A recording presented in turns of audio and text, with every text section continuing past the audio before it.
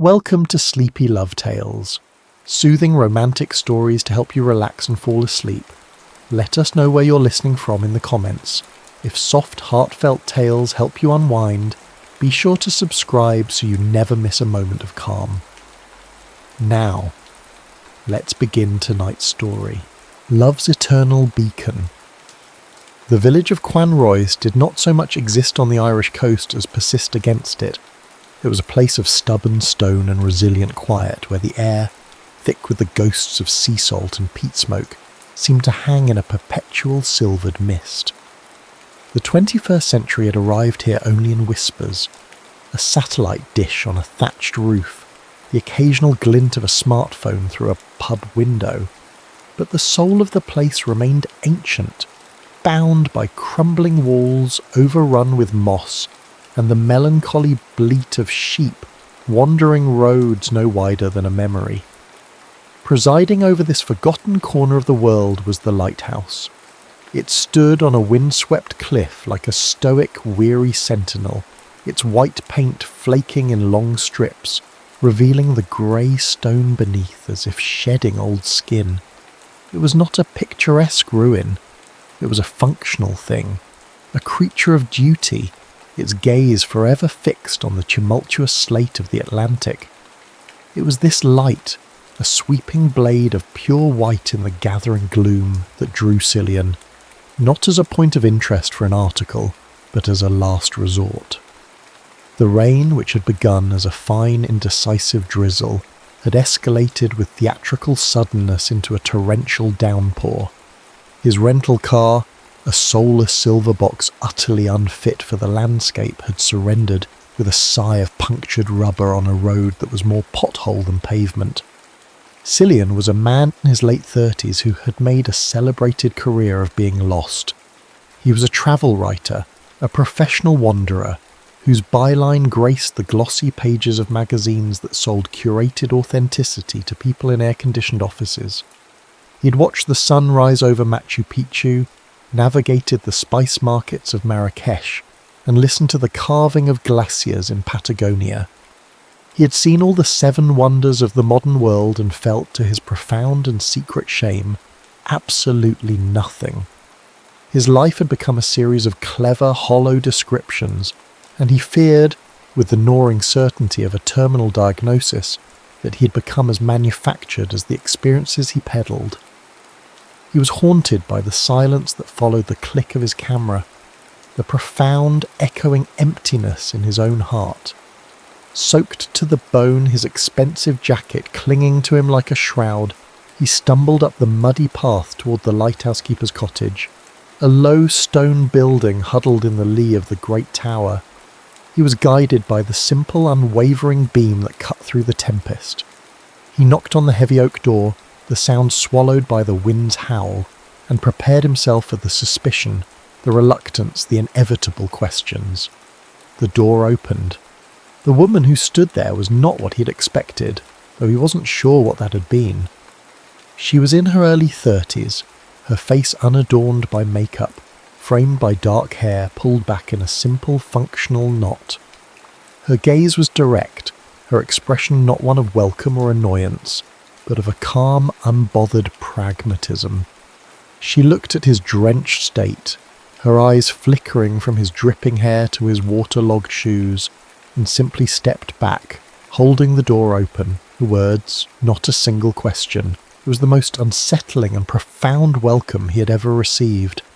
This was Maeve. She had inherited the post of lighthouse keeper from her father, and his father before him. The light was in her blood as much as the salt. She was plain-spoken, a woman whose strength was not announced, but was evident in the capable set of her hands and the quiet economy of her movements. She moved with the self-reliance of one who has long been accustomed to the world's indifference. Her heart, however, was walled off by a fierce, protective independence, a fortress built upon a single, painful truth she held to be self-evident. Everyone, eventually, leaves. Inside, the cottage was a world of warmth and stillness. A peat fire glowed in the hearth, its earthy scent a balm against the cold. The room was small, filled with well-worn furniture, stacks of books, and the quiet hum of a life lived deliberately. She pointed to a wooden chair by the fire. "Sit," she said. Her voice was low, with the soft lilt of the region, unhurried. "You'll be wanting tea." It was a statement, not a question. Cillian, the man whose profession was to charm his way into foreign spaces, to find the perfect turn of phrase, was rendered mute. He could only nod, shedding his jacket and sinking into the chair, the heat of the fire a shocking pleasure against his chilled skin. She moved about the small kitchen, her actions efficient and graceful, the clink of a mug, the splash of water, the scrape of a spoon against ceramic. These simple sounds, against the backdrop of the storm's fury outside, felt more real, more grounding than any of the exotic soundscapes he had ever recorded. He watched her, this woman who had let a stranger into her home without a word of justification, and felt a profound sense of dislocation. He was the world traveller, the man of 1,000 cities, yet in this small, firelit room, he was the one who was truly out of his element. She handed him a steaming mug.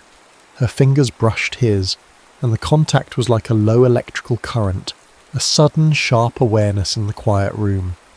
He looked up at her, and for the first time he saw a flicker of something in her grey eyes.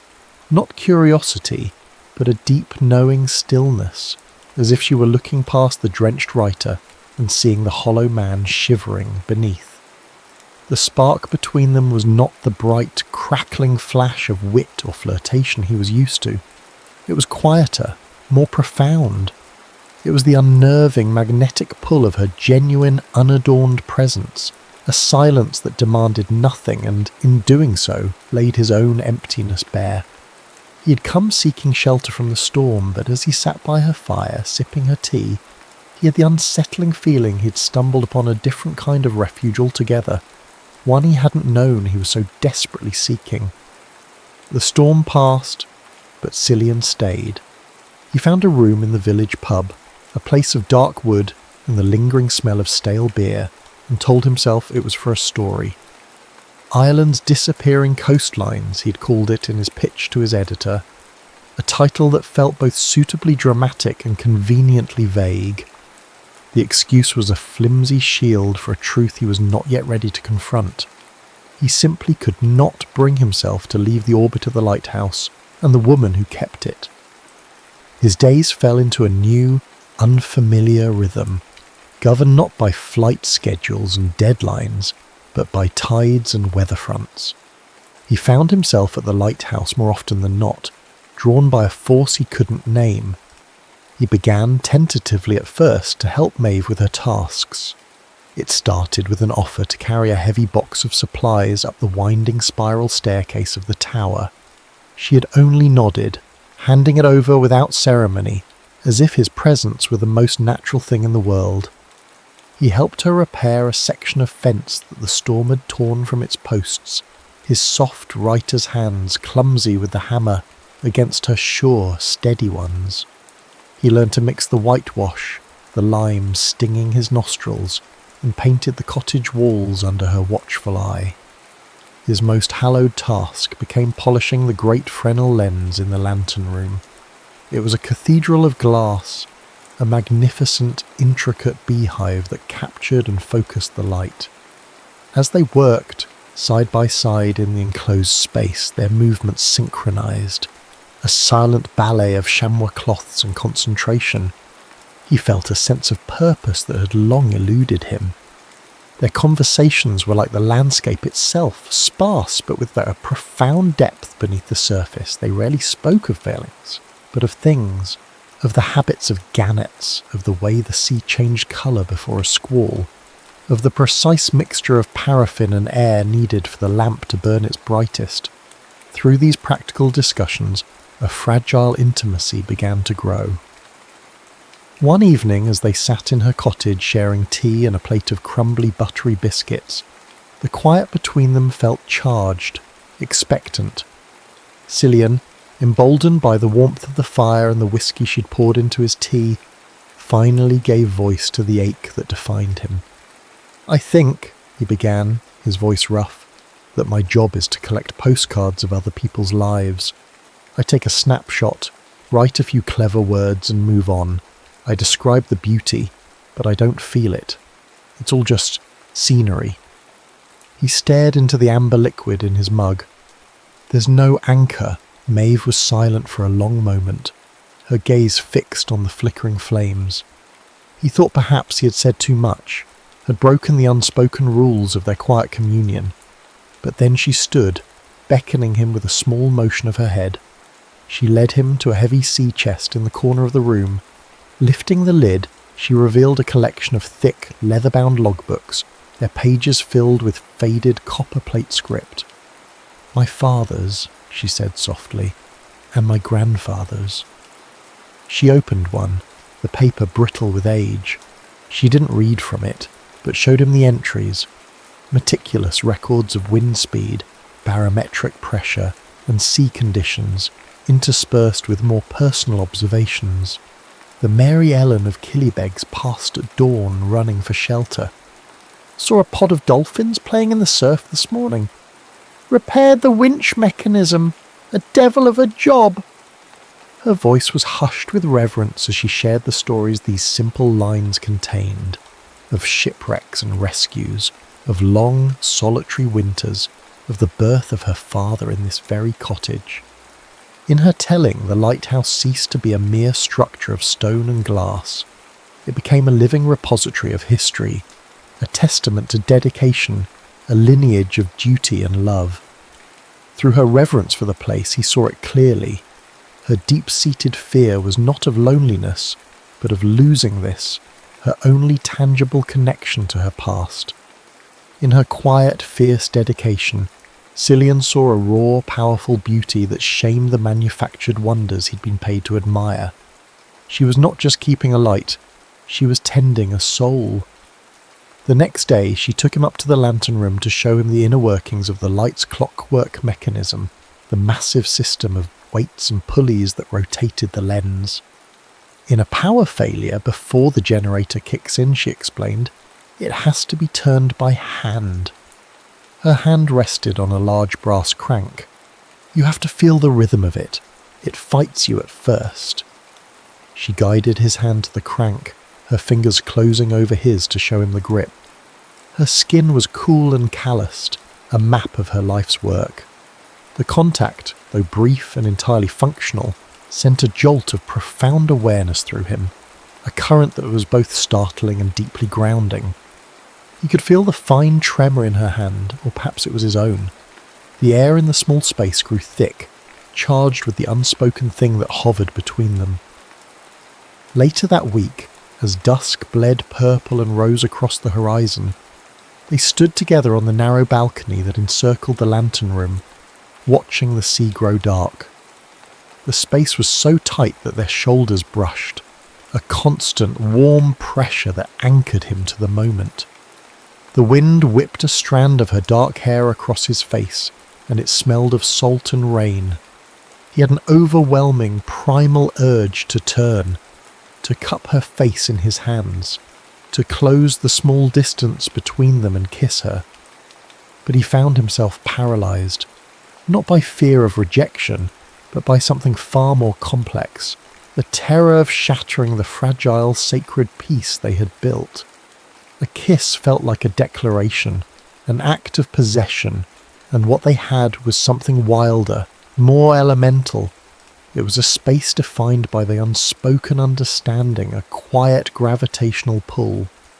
He, the man who documented the world, was afraid to make a mark on this small, perfect universe, afraid that his touch might be just another postcard, another fleeting moment he would eventually have to leave behind. So he stood beside her, their bodies touching, and let the moment hang in the salt-laced air, a question mark suspended between the darkening sea and the first pinprick of stars. The world Cillian had tried to outrun finally caught up with him in the form of a single piercing ringtone from his phone. It was Marcus, his agent, his voice a blast of manicured London enthusiasm that felt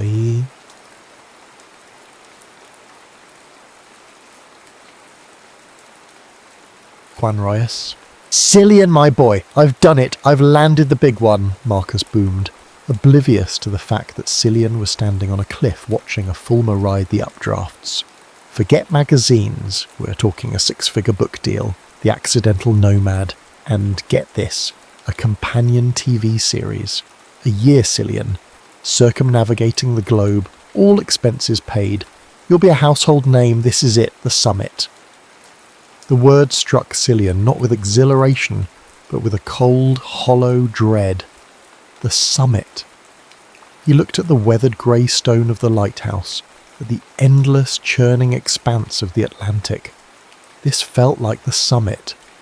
Marcus's offer, the very pinnacle of the life he had built, now felt like a gilded cage, a sentence of another year in motion, another year of feeling nothing. He was torn.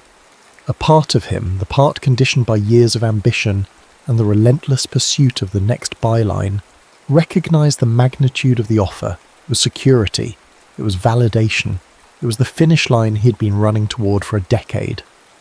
But another newer part of him, a part that had been awakened by the quiet rhythms of the lighthouse and the steady presence of Maeve, recoiled. That part knew that accepting the offer would be a kind of death. He had to tell her. He found her in the small vegetable patch behind the cottage, her hands deep in the dark, rich earth, pulling weeds with a methodical patience. He tried to explain, to frame it as the dilemma it was in his own fractured mind. "It's an incredible offer," he said, the words feeling clumsy and false in his mouth. "A book, a television show, it's everything I've been working for." He watched her face, hoping for what? For her to tell him to stay, to fight for him. But he did not understand the language of her heart. Maeve had spent a lifetime learning to interpret the signs of departure. She heard not his confusion, but the siren song of the world calling him away. She saw the flicker of excitement in his eyes, the professional ambition he couldn't quite conceal, and it confirmed her deepest, most hard-won conviction. She was a port, a place of temporary shelter, but he was a vessel built for the open sea. She straightened up, wiping the soil from her hands onto her trousers. Her expression became smooth, impassive, a mask of polite distance sliding into place. The warmth he'd come to depend on was gone, replaced by a cool, impenetrable courtesy. "Well then," she said, her tone flat, devoid of emotion. "Congratulations. It's what you were made for, Cillian. Go and see the world." "Maeve, it's not that simple," he pleaded, reaching for her arm. She flinched away from his touch as if burned. "Isn't it?" she asked, her voice quiet but edged with steel. "You're a visitor. You were always just passing through. I hope you get everything you want." She turned and walked back to the cottage, her back straight and rigid. She didn't look back. She was pushing him away, preempting the abandonment she saw as inevitable, choosing to make the cut herself rather than wait for the blade to fall. The emotional low point was a brutal diptych of solitude. For Cillian, it was a sterile hotel room in Galway, where he'd driven to think. The lucrative contract glowed on his laptop screen, a string of zeros that promised a fortune and felt like an epitaph. He stared at it, the excited emails from Marcus pinging in his inbox, and felt an emptiness so vast and profound it threatened to swallow him whole. The entire world, with all its wonders and possibilities, had shrunk. It felt small, loud, and colourless compared to the quiet, infinite universe he had found in a crumbling lighthouse and the steady gaze of a woman who smelled of earth and salt. For Maeve, it was the solitude she had always known, but it was different now, poisoned by a new and specific grief. That evening, alone in her tower, she watched the distant headlights of a car snake away from the village, and she allowed herself to believe it was him. She permitted herself one single shattering moment of pain, a silent sob that shook her entire body. Then she took a steadying breath, banked the fire in the hearth until it was a low, sullen glow, and went to check the light. She reinforced the solitary walls around her heart, brick by painful brick, preparing for the long, quiet vigil ahead. The beam swept out across the dark water, rhythmic and eternal, a duty that would remain long after the memory of a visitor had faded. The storm arrived not with a warning, but with a roar. It was a leviathan of wind and water, a once-in-a-generation tempest that threw the full, untamed fury of the Atlantic at the coast of Quan Royce. The sky turned a bruised, malevolent purple grey, and the sea, once a placid neighbour, became a raging beast, clawing at the cliffs with monstrous foam-flecked hands. Cillian was still in Galway, marinating in his misery, when he heard the news on the crackling radio of a pub. The peninsula was cut off. Power lines were down. He thought of the Lighthouse, of Maeve's quiet words about the backup generator, its engine old and notoriously unreliable. A cold primal fear, sharper and more potent than any professional anxiety he'd ever known, seized him. He didn't think. He acted. Driven by a desperate, illogical need to be there, he threw cash on the bar and ran to his car. The drive back was a battle against the elements. The wind hammered the car, trying to tear it from the road. Rain lashed the windscreen in blinding sheets, the wipers fighting a losing war. Branches and debris littered the tarmac. But Cillian drove on, his knuckles white on the steering wheel, his focus narrowed to a single point of light he prayed was still burning. When he finally reached the lighthouse, skidding to a halt in the mud-slicked yard, the generator was silent. The only sounds were the shriek of the wind and the deafening crash of the waves. The great light above was still turning, but its movement was erratic, faltering.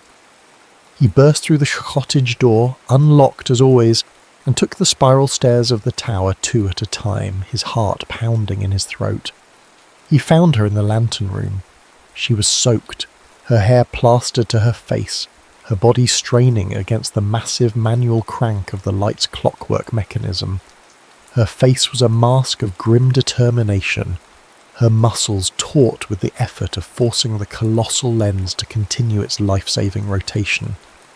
In the distance, through the storm-lashed glass, he could just make out the faint lights of a fishing boat, caught dangerously close to the rocks, relying on this single faltering beam for its survival. She didn't have to ask. He lunged for the other side of the crank, his hands finding their place opposite hers. They fell into a rhythm born of pure necessity, their bodies moving in a desperate synchronized dance against the storm. They were a single entity, a four-armed, two-hearted machine, pushing and pulling, their breaths ragged, their muscles screaming in protest. The great light steadied, its beam once again a reliable, sweeping metronome of hope in the chaos. They worked in silence for what felt like an eternity, the storm their only soundtrack. Then, in a brief lull between the howling gusts, the tension that had been building for days finally snapped. The truth erupted from Cillian, a raw shout over the wind's dying moan. "I turned it down," he yelled, his voice hoarse. "The deal. I emailed Marcus hours ago. I told him no, or..." Maeve didn't stop cranking, her eyes fixed on the mechanism. "Why?" she gasped, the word torn from her. "Because there's nothing out there for me," he roared, the confession of physical agony. "Don't you see? I've seen it all, and it's all just noise, just empty rooms and clever sentences. This is the only thing that's been quiet enough for me to hear myself think, to feel anything at all."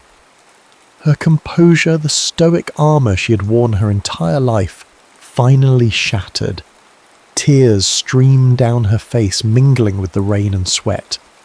"I thought you were gone," she cried, her voice breaking. "I was terrified, not of the storm. I was terrified of the morning, of waking up to a world that you weren't in." That raw, desperate admission was the final blow to their restraints.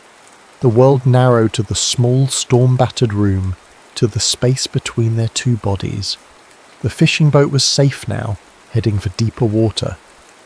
The light could wait. He rounded the mechanism and pulled her away from the crank. Her body, trembling with exhaustion and emotion, collapsed against his. He didn't guide her so much as they stumbled together, down from the lantern room into her small Spartan bedroom below. The air was cold, the only light the wild, intermittent flashes of lightning that illuminated the room like stark photographs. Her soaked clothes were a cold barrier between them, and they tore at the buttons and fabric with fumbling, desperate hands, a frantic need to erase every last separation. Their coming together was a collision, fierce and tender all at once. It was a brute claiming of territory and a gentle surrender, a desperate search for shelter in the storm of each other. His mouth found hers, and the kiss was not soft but ravenous, tasting of salt and rain and days of unspoken longing. It was the taste of homecoming. He laid her down on the simple cot, the rough wool of the blanket scratching against their bare skin. In the flickering elemental light he saw her, truly saw her, not as a keeper of the light, but as a woman, vulnerable and open and wanting him.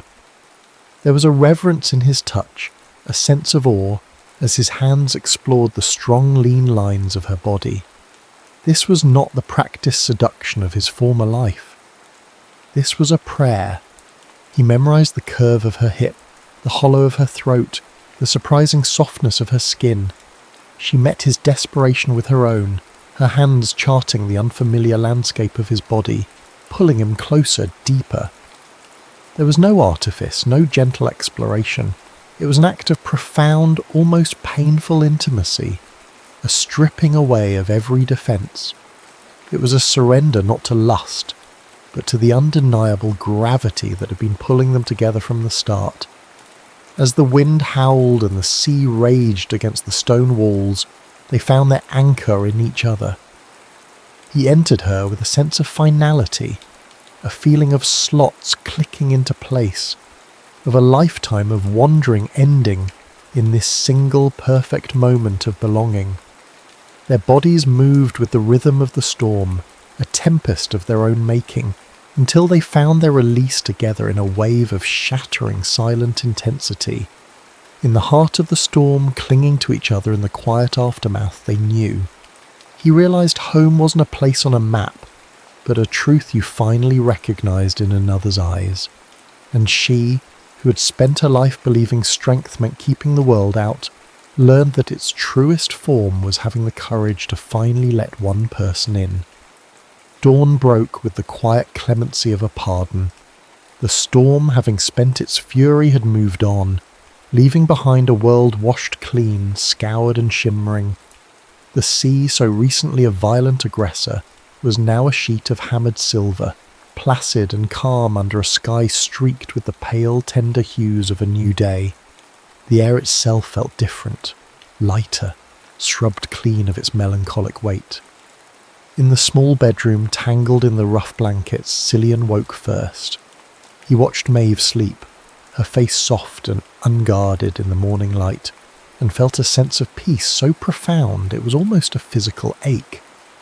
The restless energy that had propelled him across the globe for a decade was simply gone. In its place was a stillness, a certainty. He had found his true subject, not in the fleeting grandeur of landscapes, but in the quiet, enduring geography of a human heart. He stayed. There was no grand discussion, no negotiation of terms. It was an unspoken, settled thing. He moved his few belongings from the pub into the small keeper's cottage, his laptop and notebooks finding a home on a small desk overlooking the sea. He began to write again, but the words were different now. They were not for a magazine, not for Marcus, not for an audience hungry for clever descriptions. They were for himself. He wrote about the light, its unwavering sweep a metaphor for constancy. He wrote about the sea, its moods and its mysteries. And he wrote about the woman who kept the light, her quiet strength a force more powerful than any storm. A few days later they stood together on the high balcony of the lighthouse, leaning against the cool iron railing. The sun was setting, a spectacular, fiery affair that painted the clouds in shades of apricot and rose.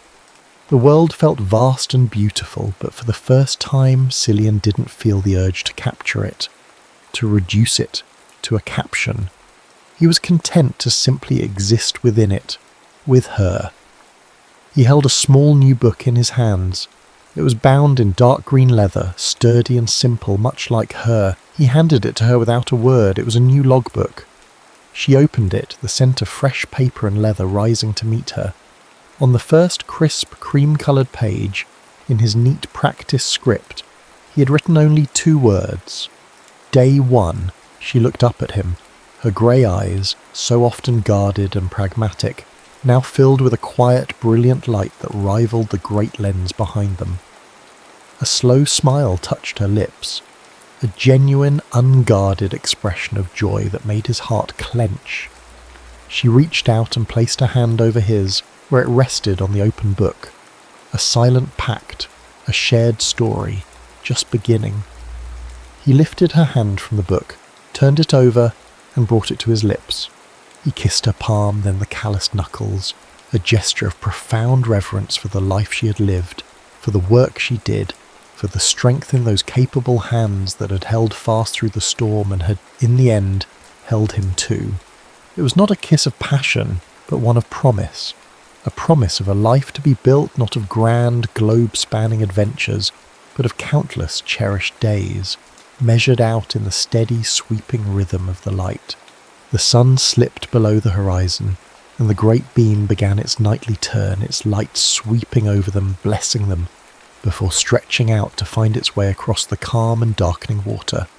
It was no longer a lonely sentinel, but a beacon for a shared life, a testament to the soul that had finally blessedly come home.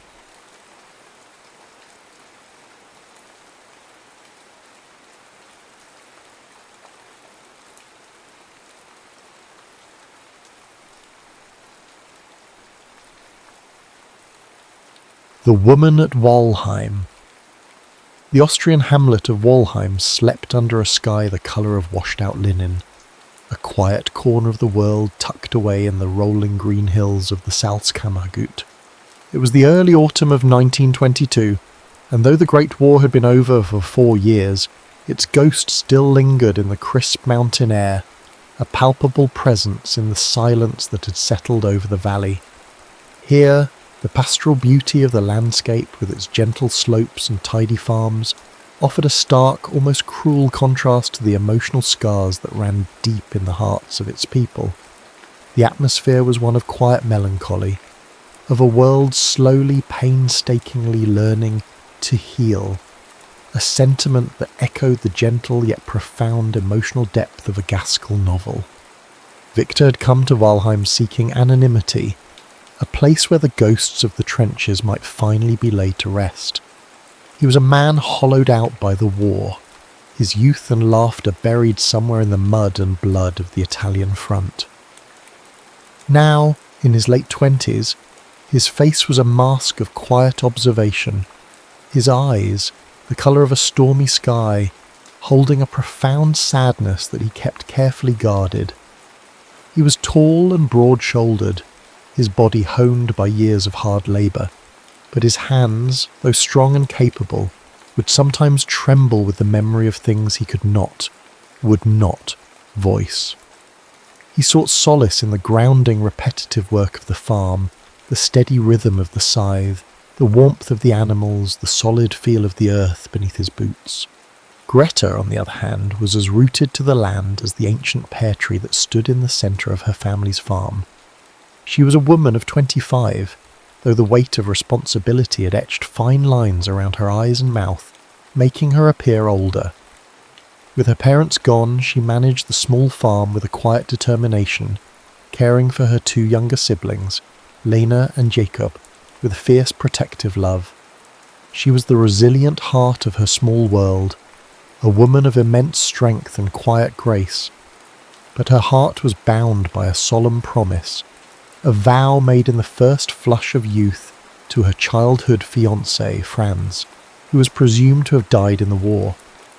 The memory of him was a constant bittersweet ache, a ghost she had learned to live with, a silent companion in her solitary life. Victor arrived at Greta's farm on a cool September morning, the mist still clinging to the valley floor. He had heard in the village that she was in need of a farmhand, and he had come offering his services. Greta, standing in the doorway of the farmhouse, her hands wrapped in her apron, studied him with a steady, appraising gaze. She saw the weariness in his eyes, the way he held himself as if braced for a blow, and in that moment she recognized a fellow survivor, a soul as scarred as her own. She hired him without asking for references, a decision guided by an instinct she could not explain. Victor proved to be a good worker, his silence a welcome respite from the well-meaning but often intrusive chatter of the villagers. He moved with a quiet competence, his hands sure and steady as he mended fences, chopped wood, and tended to the animals.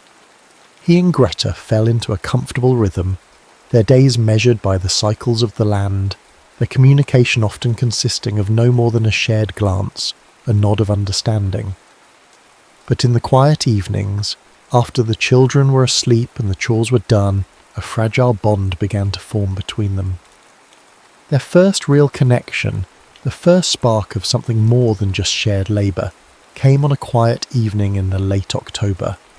A storm had blown in from the mountains, the wind howling through the valley, rattling the windows of the old farmhouse. One of the horses, a young mare named Liesel, had become spooked by the storm, her frantic whinnies echoing from the barn. Greta, her face pale with worry, had gone out to calm the animal, but Liesel, her eyes wide with fear, would not be soothed. Victor, seeing her struggle, had followed her out into the storm. He said nothing, simply moved past her into the stall, his presence calm and reassuring. He began to speak to the horse in a low, gentle voice, his words a soft murmur against the roar of the wind. He reached out a hand, not to touch the mare, but to simply let her know he was there. Slowly Liesel's trembling subsided, her whinnies softening to a low nicker. Victor continued to speak to her, his voice a steady, comforting presence in the darkness, until finally the mare was calm. When he turned to leave the stall, he found Greta standing there watching him, her eyes shining in the lantern light. In that moment, she saw something more than just a quiet farmhand. She saw a man of profound gentleness, a man who understood the language of fear and suffering, a man who knew to soothe a troubled soul. He met her gaze, and in his eyes she saw a flicker of something she had not seen before, a vulnerability, a longing that mirrored her own. An unspoken understanding of shared loss and weariness passed between them, a fragile, invisible thread that bound them together in the storm-tossed night. From that night on, the silence between them was no longer empty, but filled with a new, unspoken awareness. It was in the way his hand brushed against hers as they passed in the narrow hallway, the way his eyes would follow her as she moved about the kitchen, the way she would find herself listening for the sound of his footsteps, her heart giving a little flutter when she heard him approaching. The air between them was charged with a slow-burning tension, a quiet, insistent longing that was as undeniable as the changing of the seasons. They were two lonely souls, two people who had thought their lives were already written, their futures set in stone. But in the tranquil, isolated beauty of Walheim, amidst the lingering shadows of the past, a new and unexpected love was beginning to take root, a fragile blossom in the autumn of their lives. It was a love born of shared sorrow and quiet understanding, a love that held the promise of healing, of finding peace in a world that had been shattered by war. And as the days grew shorter and the nights grew longer, as the first snows of winter began to dust the mountain peaks, Victor and Greta found themselves on the cusp of a journey they had never expected to take, a journey into the uncharted territory of the heart. The passing of autumn into the quiet heart of winter brought with it a deepening intimacy between Victor and Greta.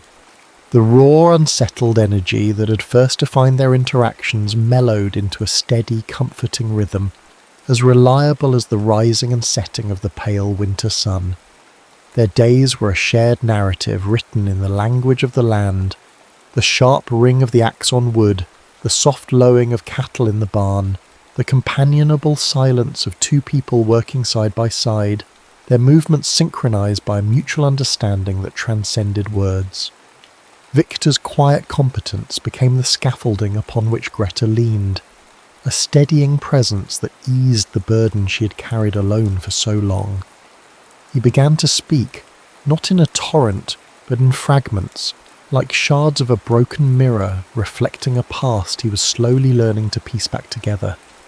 He never spoke of the horror, the deafening roar of artillery or the screams of the dying. Instead, he shared the strange, quiet moments of humanity he had witnessed between battles. He told her of a German soldier who had risked his life to save a stray dog trapped in no man's land, of the shared Christmas truce when enemies had sung carols to one another across the frozen mud, of the simple, profound beauty of a single poppy growing amidst the devastation. In these stories, Greta saw not the soldier, but the man, a man who had clung to his humanity in the face of unspeakable brutality. In turn, Greta found herself opening up to him in a way she never had with anyone else. She spoke of Franz, not as the ghost that stood between them, but as the boy she had known, the boy who had dreamed of building a new barn and planting an orchard of apple trees. She spoke of her deep-rooted love for the land, a love that was both her inheritance and her burden, of her hopes and fears for her younger siblings, of the quiet, lonely ache that had been her constant companion for so many years. In Victor's quiet, attentive presence, she felt seen, understood, as if the carefully constructed walls around her heart were beginning finally to crumble. One cold, wind-swept afternoon, while clearing out a small, disused shed, Victor came across a small wooden box. Inside, nestled amongst some old tools, was a half-finished wood carving of a bird, a kestrel with its wings half spread, its form still rough and unrefined. He knew without asking that it had been Franz's. He had seen the same patient, deliberate marks in the way Franz had repaired a broken gate, the same careful attention to detail in the sturdy construction of the old chicken coop. He took the carving back to his small room in the attic, and in the quiet hours of the evening, by the flickering light of a single candle, he began to work. His hands, which had once held a rifle, now held a small, sharp knife. He worked slowly, painstakingly, his touch both firm and gentle. He was not trying to erase Franz, to replace him, but rather to honour him, to finish what had been left undone. It was an act of reverence, a way of acknowledging the ghost that stood between them, of giving it a form, a tangible presence. He worked on the carving for weeks, each delicate shaving a prayer, each smooth curve a silent promise. He finished it on the eve of the winter solstice. The kestrel was now a thing of beauty, its wings poised for flight, its feathers so finely detailed they seemed almost real. He found Greta in the kitchen, her hands deep in a bowl of dough, her brow furrowed in concentration. He said nothing, simply placed the finished carving on the table in front of her. She looked up, her eyes widening in surprise. She reached out a flour-dusted hand and gently touched the bird's wing.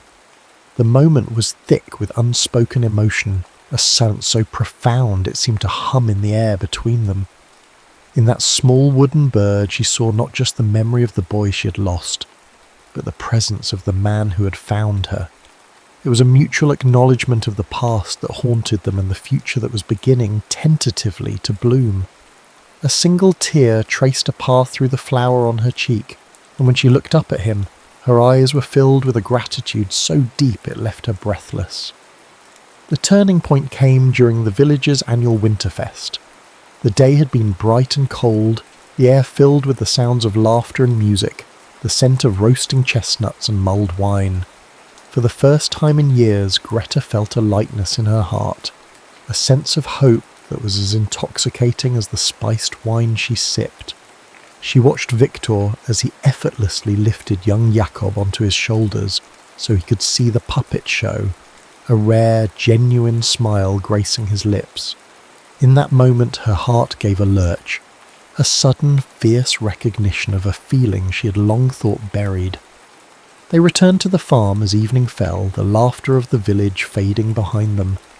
The warmth of the day had vanished, and the wind was beginning to bite.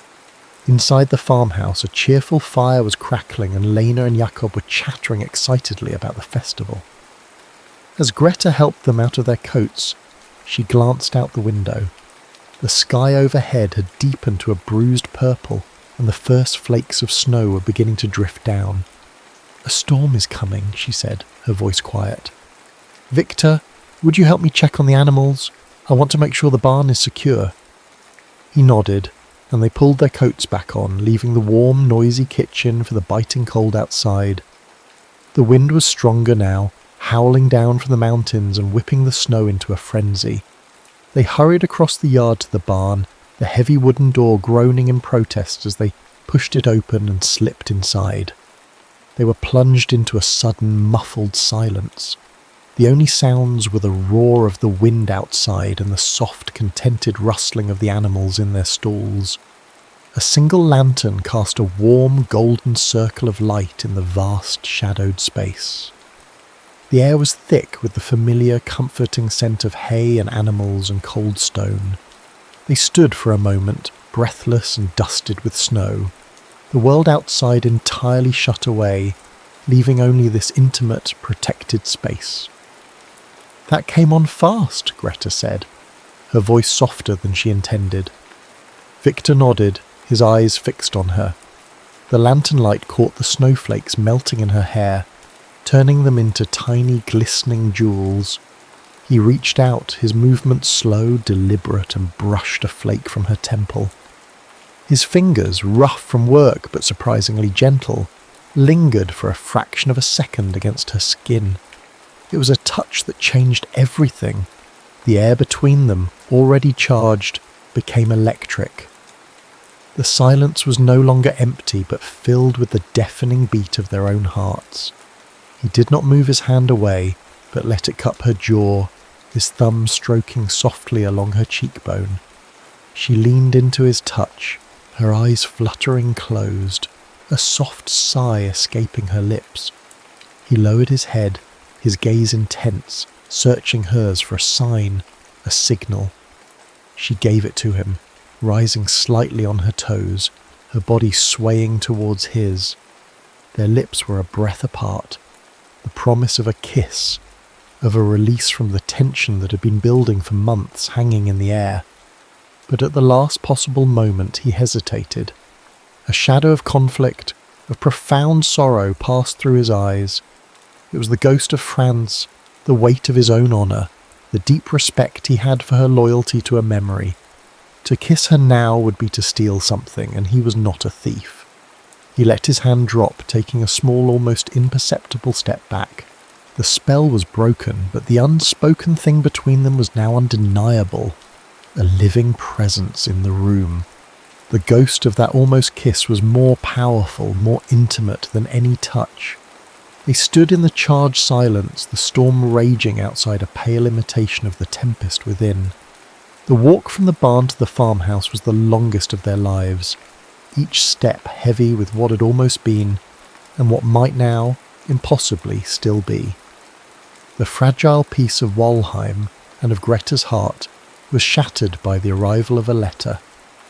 It came on a Tuesday morning, a day like any other, the sky a crisp, unforgiving blue.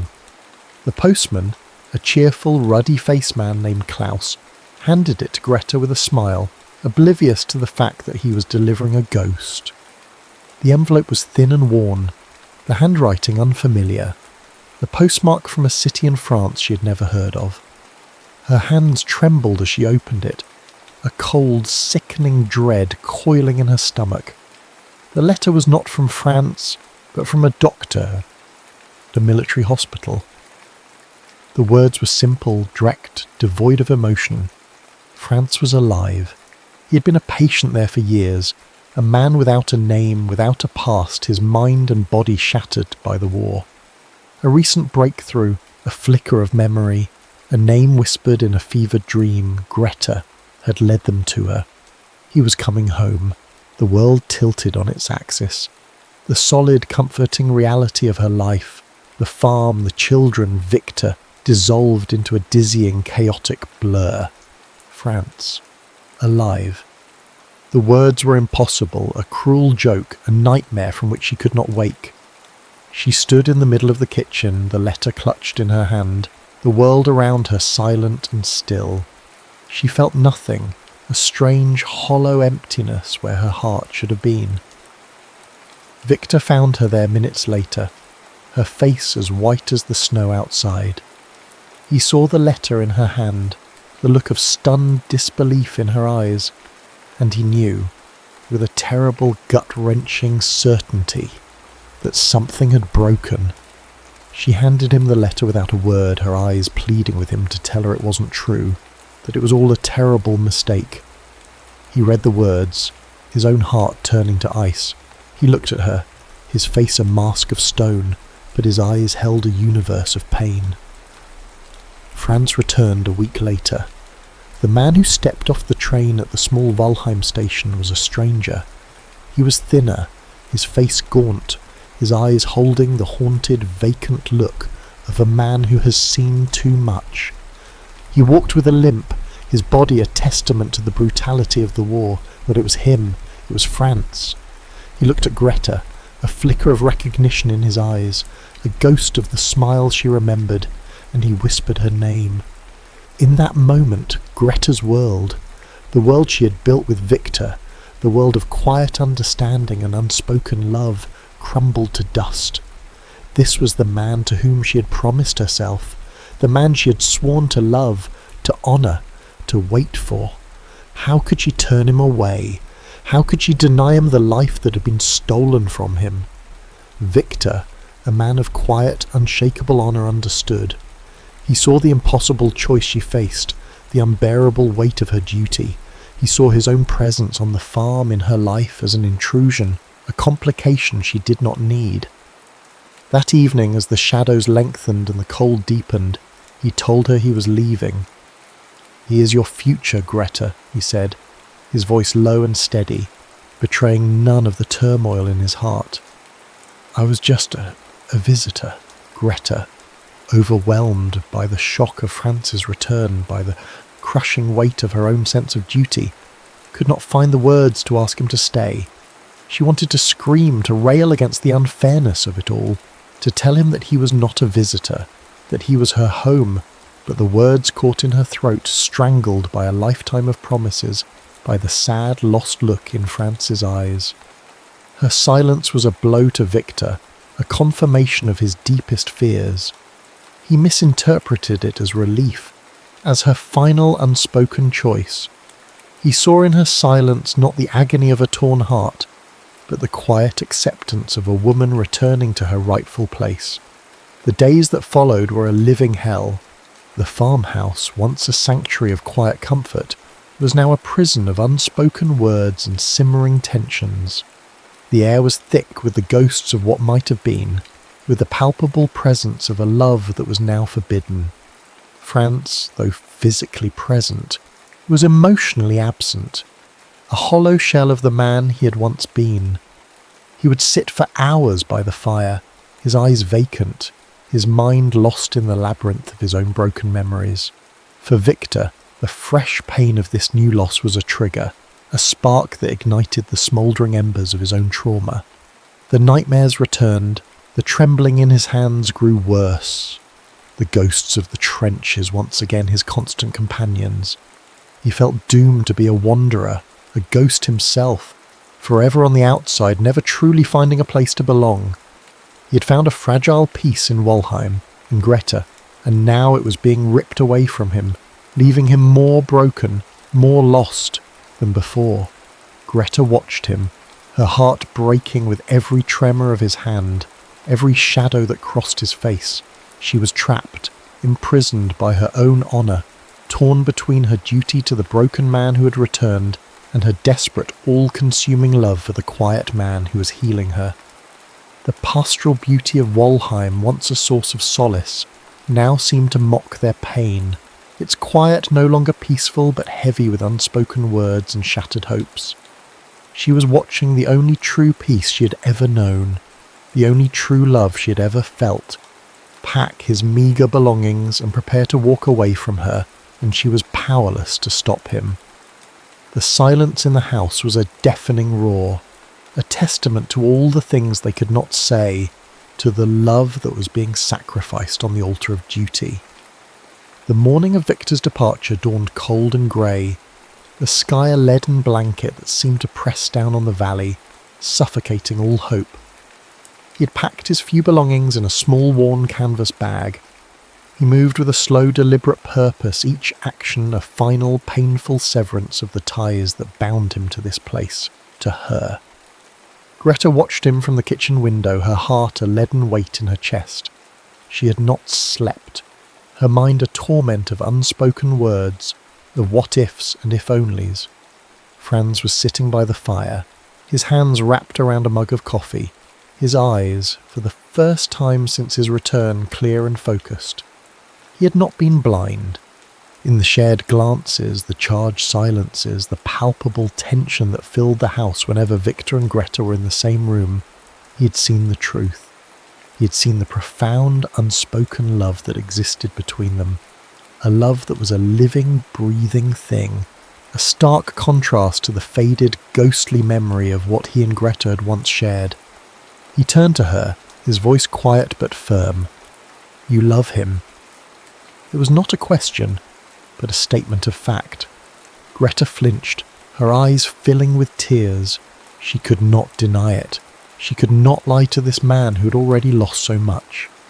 "He is a good man," Franz continued, his gaze steady, his voice devoid of bitterness. "I have seen the way he looks at you. It is the way a man should look at the woman he loves. It is the way I used to look at you before.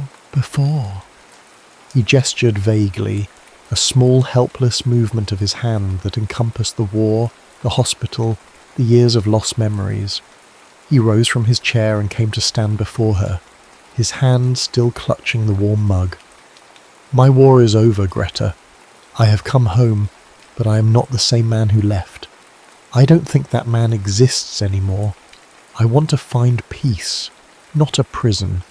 And you deserve to be happy. You deserve a love that is real, that is present, not a promise made to a ghost." He reached out and gently took her hand. "Go to him," he said, his voice thick with an emotion she could not name. Regret, resignation, a quiet, profound dignity. "You are released from your promise. Go."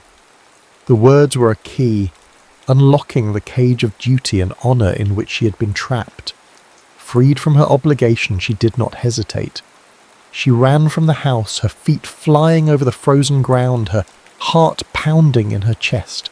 She found Victor at the edge of the village, his bag slung over his shoulder, his back to her, about to walk out of her life forever.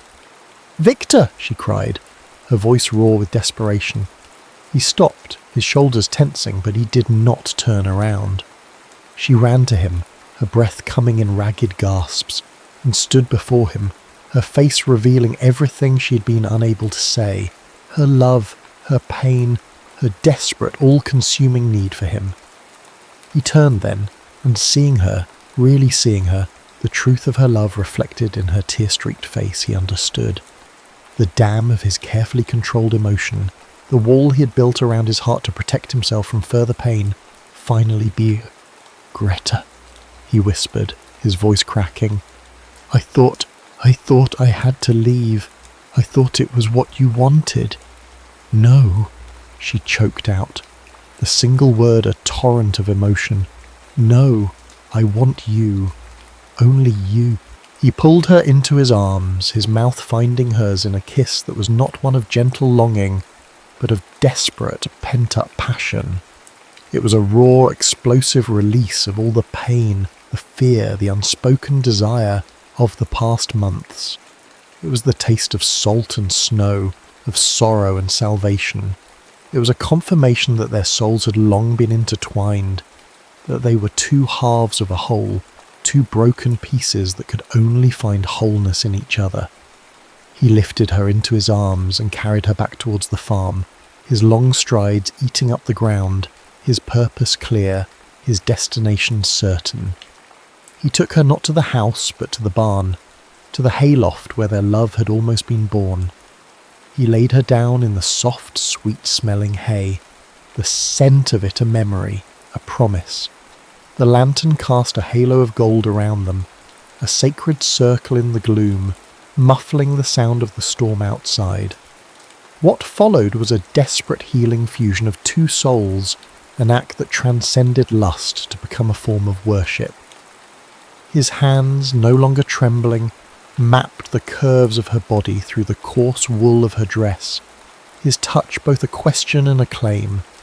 He found the buttons of her bodice, his fingers fumbling with an urgency that made her breath catch. The first touch of his warm palm against the cool skin of her collarbone was a shock, a brand.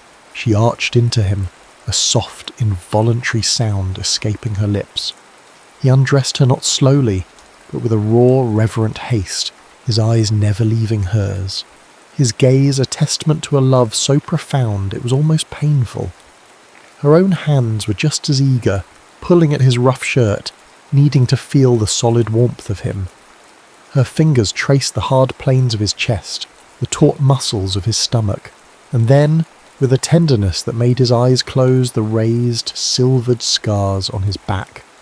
Each one was a story she wanted to know, to heal with her touch, with her lips. Their coming together was a slow, deliberate act of surrender, a vulnerable, deeply emotional communion. It was the heat of skin against skin in the cold air, the whisper of breath, the scratch of hay, the silent, desperate prayer of two people who had been lost and had finally found their way home. He entered her with a reverence that shattered her, a joining that was less a taking and more a homecoming. She followed his lead without thought, her body finding his rhythm, their connection unfolding like a dance of pure, unadorned need. It was a release, a letting go of all the pain, the fear, the loneliness. In that hayloft, amidst the scent of hay and the quiet stillness of the winter morning, they found not just pleasure, but redemption. They found a sanctuary, a place where their brokenness could be made whole, where their scars could be seen not as marks of damage, but as proof of their survival. Victor realized in that moment that love was not another battlefield to be lost, but a sanctuary to be cherished, a place of safety and healing. And Greta understood that true honour lay not in keeping a promise made to a ghost, but in embracing the living, breathing love that had saved her, that had brought her back to life. They were no longer two separate, lonely souls, but one, their hearts beating in unison, their futures finally, irrevocably intertwined. Victor stayed. The decision was not a grand pronouncement, but a quiet, unspoken certainty that settled over the farm like the morning mist. His bag, once packed for departure, was unpacked, and its meagre contents returned to the small attic room that was now, finally, his home. France, with a quiet grace that spoke of a wisdom forged in the crucible of immense suffering, gave them his blessing. Walheim, he said, held too many ghosts for him, too many memories of a life that no longer felt like his own. He decided to move to Salzburg, to a larger town where he could build a new life for himself, a life unburdened by the past. He left not as a tragic figure, but as a man who had found a different kind of peace, a man who had chosen to let go of what was lost in order to make room for what might yet be found. With France's departure, a new, gentle quiet settled over the farm. The oppressive weight of unspoken words and unresolved tensions lifted, replaced by an easy, companionable silence. The daily work of the farm, once a solitary burden for Greta and a means of escape for Victor, became a shared joy. They moved in a comfortable, familiar rhythm, their hands often brushing as they worked, their shared glances speaking volumes. The farm began to thrive under their combined care, the field seeming greener, the animals more content, the old farmhouse itself seeming to breathe a sigh of relief. The love between them was not a fiery, passionate blaze, but a steady, warm glow that illuminated every corner of their lives. It was in the way he would bring her a cup of coffee at dawn, his hand lingering on hers for a moment longer than necessary. It was in the way she would mend his worn work shirts, her stitches small and neat, each one a tiny declaration of her love.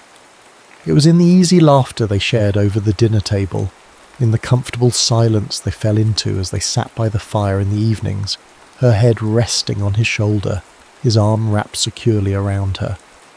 Months passed. Winter gave way to a tentative spring, the snow melting to reveal the rich dark earth, the first green shoots pushing their way towards the sun. The world was waking up, being reborn, and with it so were they. The shadows in Victor's eyes began to recede, replaced by a quiet contentment, a sense of peace he had never thought possible. The premature lines of worry on Greta's face softened, her smile now a frequent radiant thing that lit up her whole being. One cool spring evening, as the setting sun cast a golden glow over the valley, Victor sat on the front porch, a small block of wood and his carving knife in his hands. He worked with a quiet concentration. His hands, once a source of shame and a reminder of his trauma, now a source of creation, of beauty. He was no longer finishing someone else's work, but creating something entirely new, something born of his own heart. He presented it to her later that evening, as they sat together in the quiet twilight. It was a small, intricately detailed carving of a woman tending to a garden, her face turned towards the sun, a look of serene joy on her features. It was Greta. He had captured her strength, her resilience, her deep, abiding love for the land, all in that small piece of wood. She took the carving from him, her fingers tracing the delicate lines. She looked from the carving to him, her eyes full of a love so deep, so profound, it needed no words. He reached out and took her hand, no longer trembling, but strong and steady, and held it to his heart. They stood there for a long time, two silent figures silhouetted against the deepening twilight, looking out over the fields of Walheim. The air was filled with the sweet scent of damp earth and new blossoms, the sound of the evening birdsong a gentle symphony. The peace they had found was not the absence of scars, but the healing of them together. Their pasts had not been erased, but integrated into the fabric of their present, the threads of their individual sorrows woven together to create a tapestry of shared love, of mutual understanding, of profound, enduring joy. The melancholy had lifted from the valley, replaced by a quiet, hopeful hum, and on the small farm in the heart of Walheim, a love that had been born in the shadow of loss had finally gloriously come into full bloom, a testament to the resilience of the human heart, to the transformative power of a love that was both a sanctuary and a home.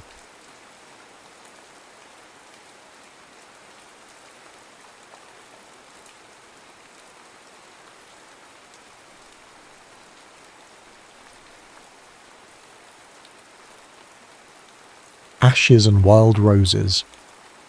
The wind in Montana had a voice. It was not the hurried, indifferent whisper of city air, but a deep, lonely sigh that swept down from the mountains and across the plains, carrying with it the scent of pine and the promise of a distant, clean rain. It was a sound that hollowed out the world, leaving a vast, intimidating space that mirrored the emptiness inside Donna. She stepped out of the hired car, her tailored blazer and sharp city trousers a jarring note against the wild, untamed landscape of the sprawling wildlife sanctuary. The fabric, meant for boardrooms and investor meetings, felt thin and useless against the sheer scale of the sky. At 32, Donna felt ancient. The empire she had built, an intricate architecture of code and algorithms, had vanished in a single catastrophic keystroke, market crash, a betrayal, a public humiliation. It had taken everything, including her engagement to Julian, her co-founder, and the man who had shared her ambition like a second skin.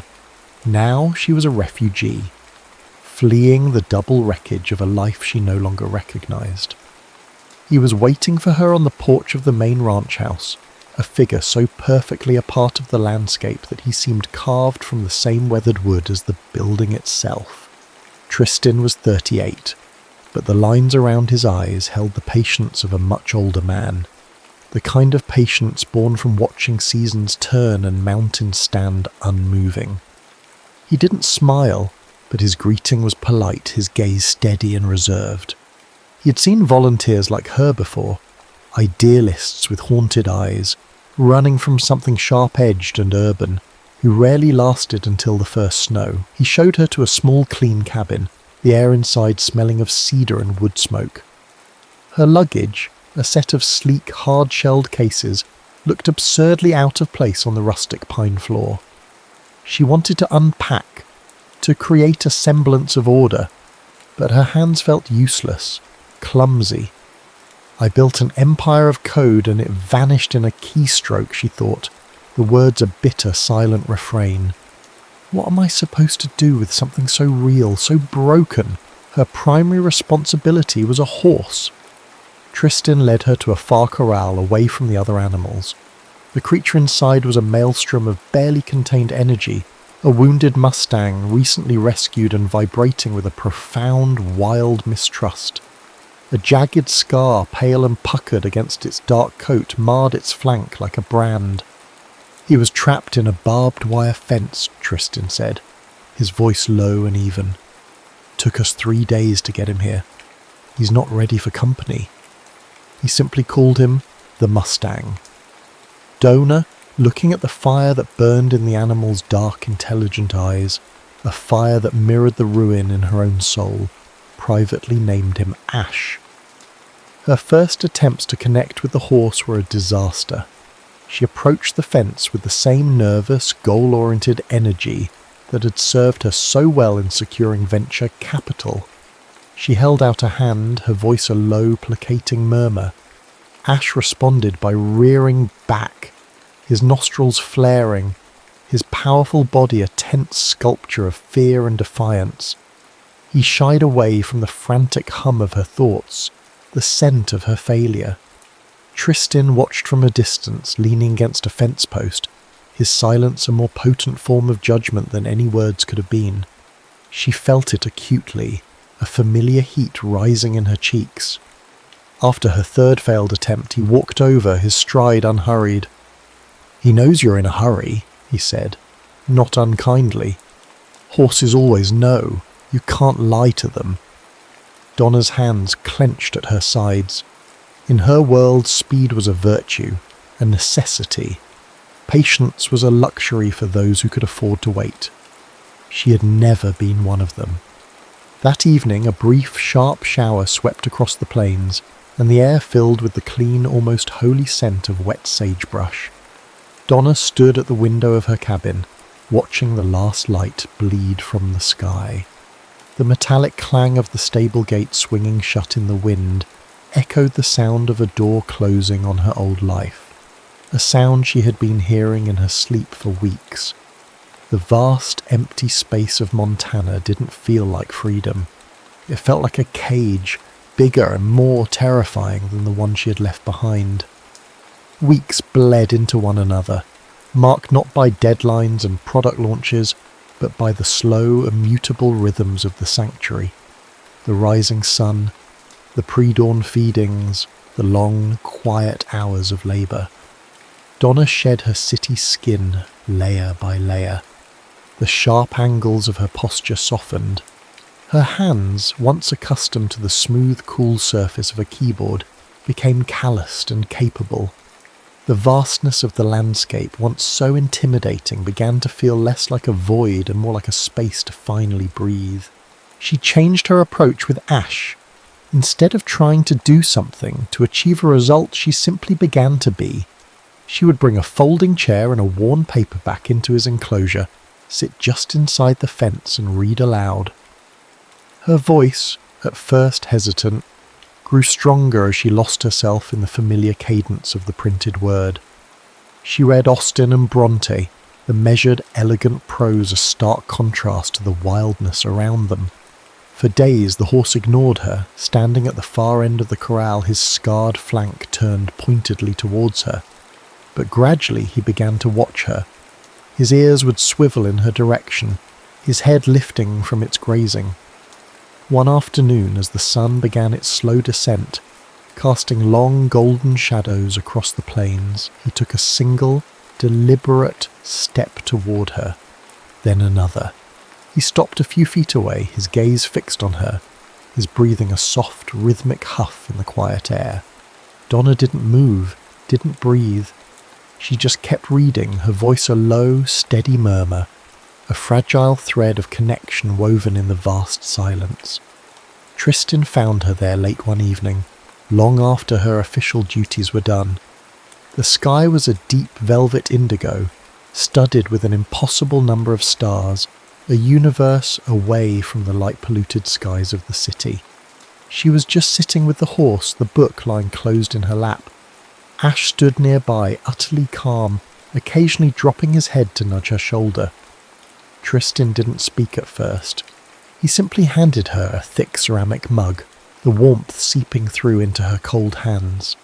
The coffee was strong and black, and it tasted of the fire it had been brewed over. This time he didn't retreat to a polite distance. He leaned against the fence beside her, his presence as solid and comforting as the ancient pines that dotted the landscape. It was their first real conversation. She spoke vaguely of her past, of a project that didn't work out, the words feeling flimsy and inadequate to describe the scale of her failure. He listened without judgment, his gaze fixed on the horizon. Then he told her about the Mustang. "We found him after a wildfire swept through the basin last year," he said, his voice a low rumble.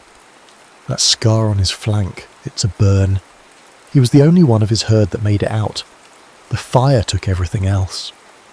He paused, his eyes finding hers in the dim light. "The land always comes back, though. After a fire, things grow back stronger. Different, but stronger." The quiet, rhythmic sound of Ash chewing hay in the nearby barn was the only sound for a long moment. Donna looked down at the coffee mug in her hands, its simple earthy warmth, a profound comfort. "In my world," she said, her voice barely a whisper, "if something breaks, you discard it and get a new one. You don't with it." "Out here," Tristan replied, his gaze returning to the vast star-dusted sky. "Nothing's ever really new. It's just a different version of what's always been. Scars are just part of the story." She looked up at the Milky Way, a brilliant, shimmering river of light that seemed to pour across the heavens. For the first time in months, the crushing weight in her chest seemed to lift, just a little. She felt a tentative, fragile peace begin to settle in her soul, a peace as quiet and vast as the Montana night. The peace was a fragile thing, easily shattered. It was fractured by the sound of a luxury rental car crunching its way up the gravel drive, the low, aggressive hum of its engine, an alien sound in the sanctuary's quiet. And then the sharp, insistent ring of a cell phone, a sound Donna hadn't heard in weeks, a sound that made the muscles in her shoulders instantly tense. Julian stood on the porch of her cabin, looking handsome, charismatic, and utterly, profoundly out of place. His Italian loafers were polished to a high sheen, and the dust of the sanctuary seemed to actively refuse to stick to them. His cologne, a cold, sterile scent she had once associated with success, now smelled only of confinement. He said he'd come to get her back. He said he missed her. But his language was the language of their old life, a dialect of mergers and acquisitions, of salvaging their professional reputation, of second-round funding and market shares. He spoke of her time at the sanctuary as a charming, rustic sabbatical, a quaint little detour before her inevitable return to the real world. He framed her failures as problems he, and only he, could solve. "Come back, Donna," he urged, his hand resting on her arm with an easy, familiar possessiveness. "We can fix this. Don't throw away your entire life for a bunch of stray animals and a man who probably doesn't even own a decent suit. Tristan saw them together from across the yard. He saw Julian's hand on her arm, saw the familiar tense set of her shoulders, the way her smile didn't quite reach her eyes. He gave a single brief nod in their direction and then turned away, his retreat so complete, so absolute, that it was as if a door had been quietly but firmly closed between them. He was once again the polite, distant caretaker, his eyes holding nothing but the vast, impersonal patience of the landscape. Donna felt herself torn in two. Julian spoke her old language, a language of ambition and validation, a language she had once craved more than anything. Why did it sound so foreign now? Why did it feel like a cage? Tristan represented a peace she was only just beginning to believe she deserved, a quiet, steady strength that felt more real, more valuable than any stock option or public offering. The conflict was a storm inside her, and Ash, with his preternatural sensitivity, felt every turbulent gust. He became agitated, difficult, shying away from her touch, his eyes rolling with a familiar wild fear. He was a mirror, reflecting the turmoil of her own fractured soul. Julian stayed for 2 days, his presence a constant low-grade irritant. His phone buzzed incessantly, a nervous, anxious sound that grated on the sanctuary's deep, abiding silence. He talked of their future, a future that sounded exactly like their past, a future that felt like a beautifully appointed, elegantly furnished prison. On the second evening, as Julian was once again outlining a strategy for their professional comeback, Donna found herself looking past him, out the window of her cabin, towards the distant, darkening mountains. She felt a profound, aching longing for the quiet companionship of the man who smelled of sagebrush and wood smoke, for the simple, uncomplicated trust of the wounded horse who was just beginning to heal. She was standing on a precipice, the life she had built on one side, a new, unknown, and terrifyingly beautiful world on the other, and she knew, with a certainty that both thrilled and terrified her, that she could not go back. The storm broke that night, a sudden, violent squall that descended upon the plains with the force of a physical blow. The sky turned a bruised, angry purple-grey, shot through with jagged veins of lightning. The wind howled, a primal, cathartic scream that seemed to tear at the very fabric of the world. The storm terrified Ash. He was a creature of the wild, a creature of fire and instinct, and the violent, elemental fury of the thunderstorm sent him into a blind panic. With a sound that was half scream, half whinny, he crashed through the fence of his corral and bolted, a dark, frantic shape disappearing into the rain-lashed darkness, heading for the treacherous, rocky hillsides. "Let him go," Julian shouted, grabbing Donna's arm as she made a move to run after the horse. "Be reasonable, Donna, it's just an animal." His words, so calm, so logical, so utterly dismissive of the wild, beautiful, broken thing that had become the centre of her world, were the final, irrevocable straw. She shook off his hand, her eyes blazing with a cold, clear fury that made him take a step back. She found Tristan by the stables, already saddling his own horse, his movements economical and sure in the flickering light of a lantern. He didn't seem surprised to see her. He simply nodded towards a second horse, already saddled and waiting. Without a word, a silent, unbreakable understanding passing between them in the heart of the storm, she swung herself into the saddle. They rode out together into the tempest, a silent, determined team, the driving rain plastering their hair to their faces, the wind tearing at their clothes. They found Ash in a narrow ravine, his leg caught in a tangle of fallen branches, his eyes wide with terror.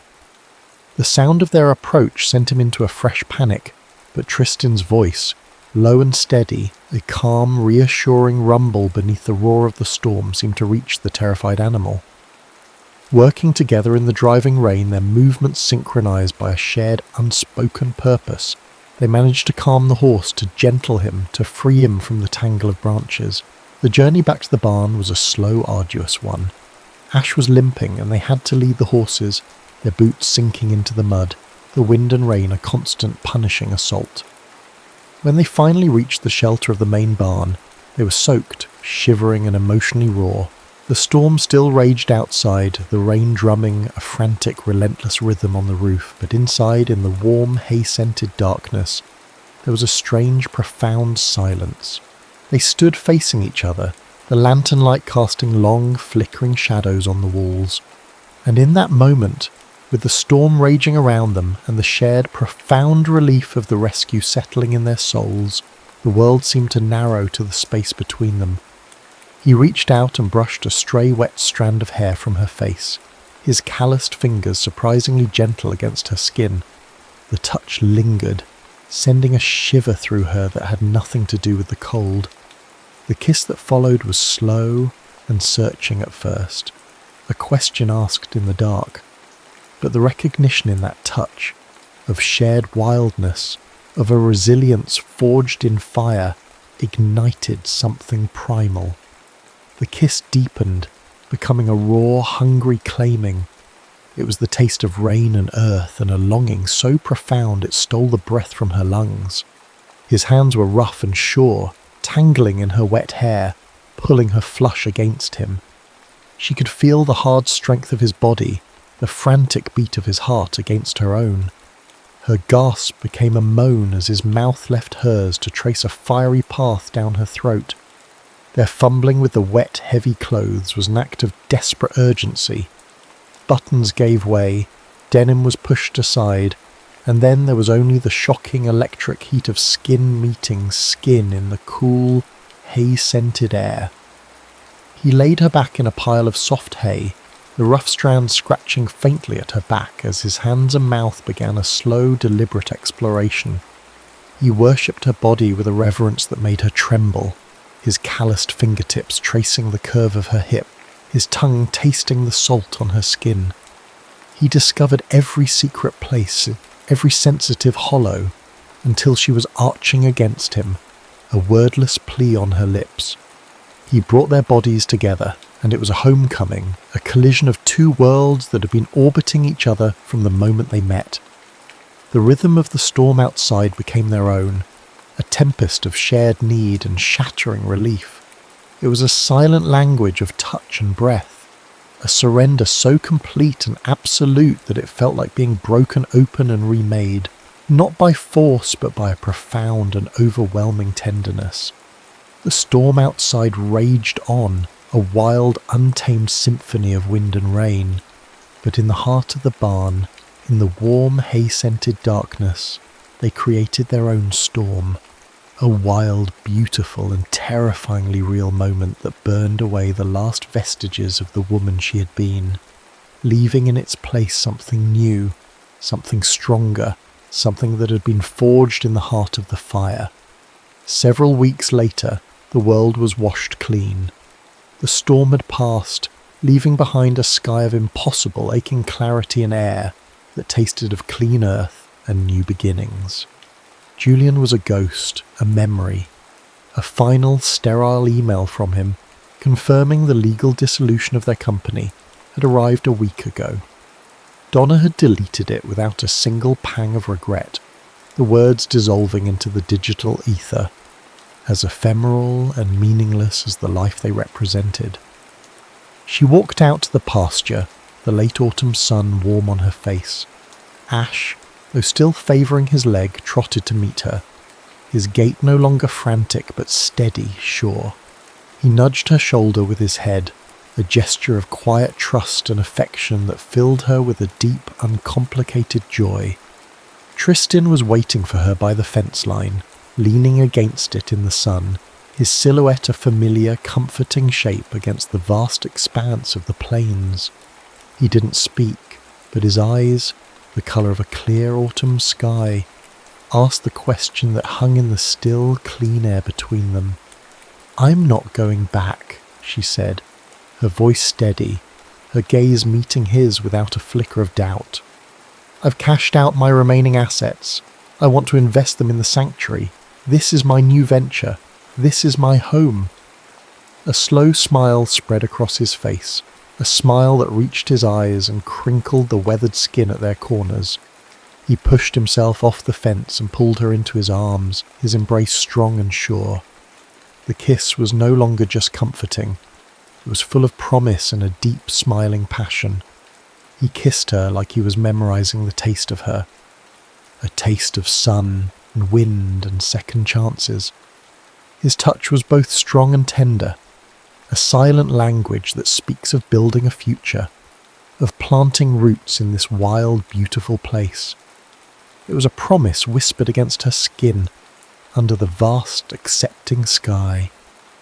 As she stood there, wrapped in his arms, her head resting against his chest, she saw them for the first time, a cluster of wild roses, late blooming and impossibly resilient, growing along the fence line, their delicate, defiant beauty a splash of colour against the weathered wood. She had come here thinking she needed to rebuild a life from the ashes, only to discover that the most beautiful things don't have to be built at all. They simply need the space to grow.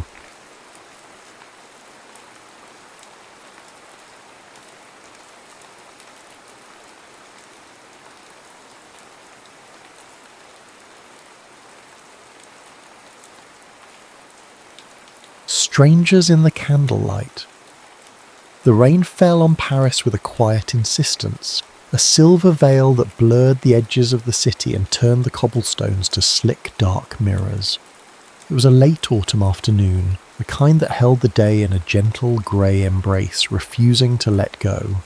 For Thomas, the rain was a fitting accompaniment to the storm that had been raging inside him for months, a relentless tempest of memories that the end of a war had failed to quell. He walked without purpose, his American uniform feeling heavy and foreign on his shoulders, the cheerful shouts from the cafes and brasseries a language he no longer understood. He was a ghost in a city that was trying so desperately to live again. He turned down a narrow side street away from the main thoroughfare, and found himself before a small dusty bookshop. La Belle Page, the faded sign read. The windows were filled not with the bright covers of new bestsellers, but with the soft, worn spines of older volumes, their titles barely legible in the fading light. It looked less like a shop and more like a sanctuary, a quiet haven from the relentless drizzle and the even more relentless noise of his own thoughts. He pushed open the door, a small bell announcing his arrival with a delicate chime, and stepped inside. The air was thick with the scent of old paper, beeswax and brewing tea, a fragrance that seemed to wrap around him like a warm blanket. The shop was a labyrinth of towering shelves, books stacked in precarious piles on every available surface, the only light coming from a pair of flickering candles on a small desk in the corner, and the soft grey light filtering through the windows. It was a place of shadows and whispers, a world away from the shattered landscapes and deafening explosions that still echoed in his mind.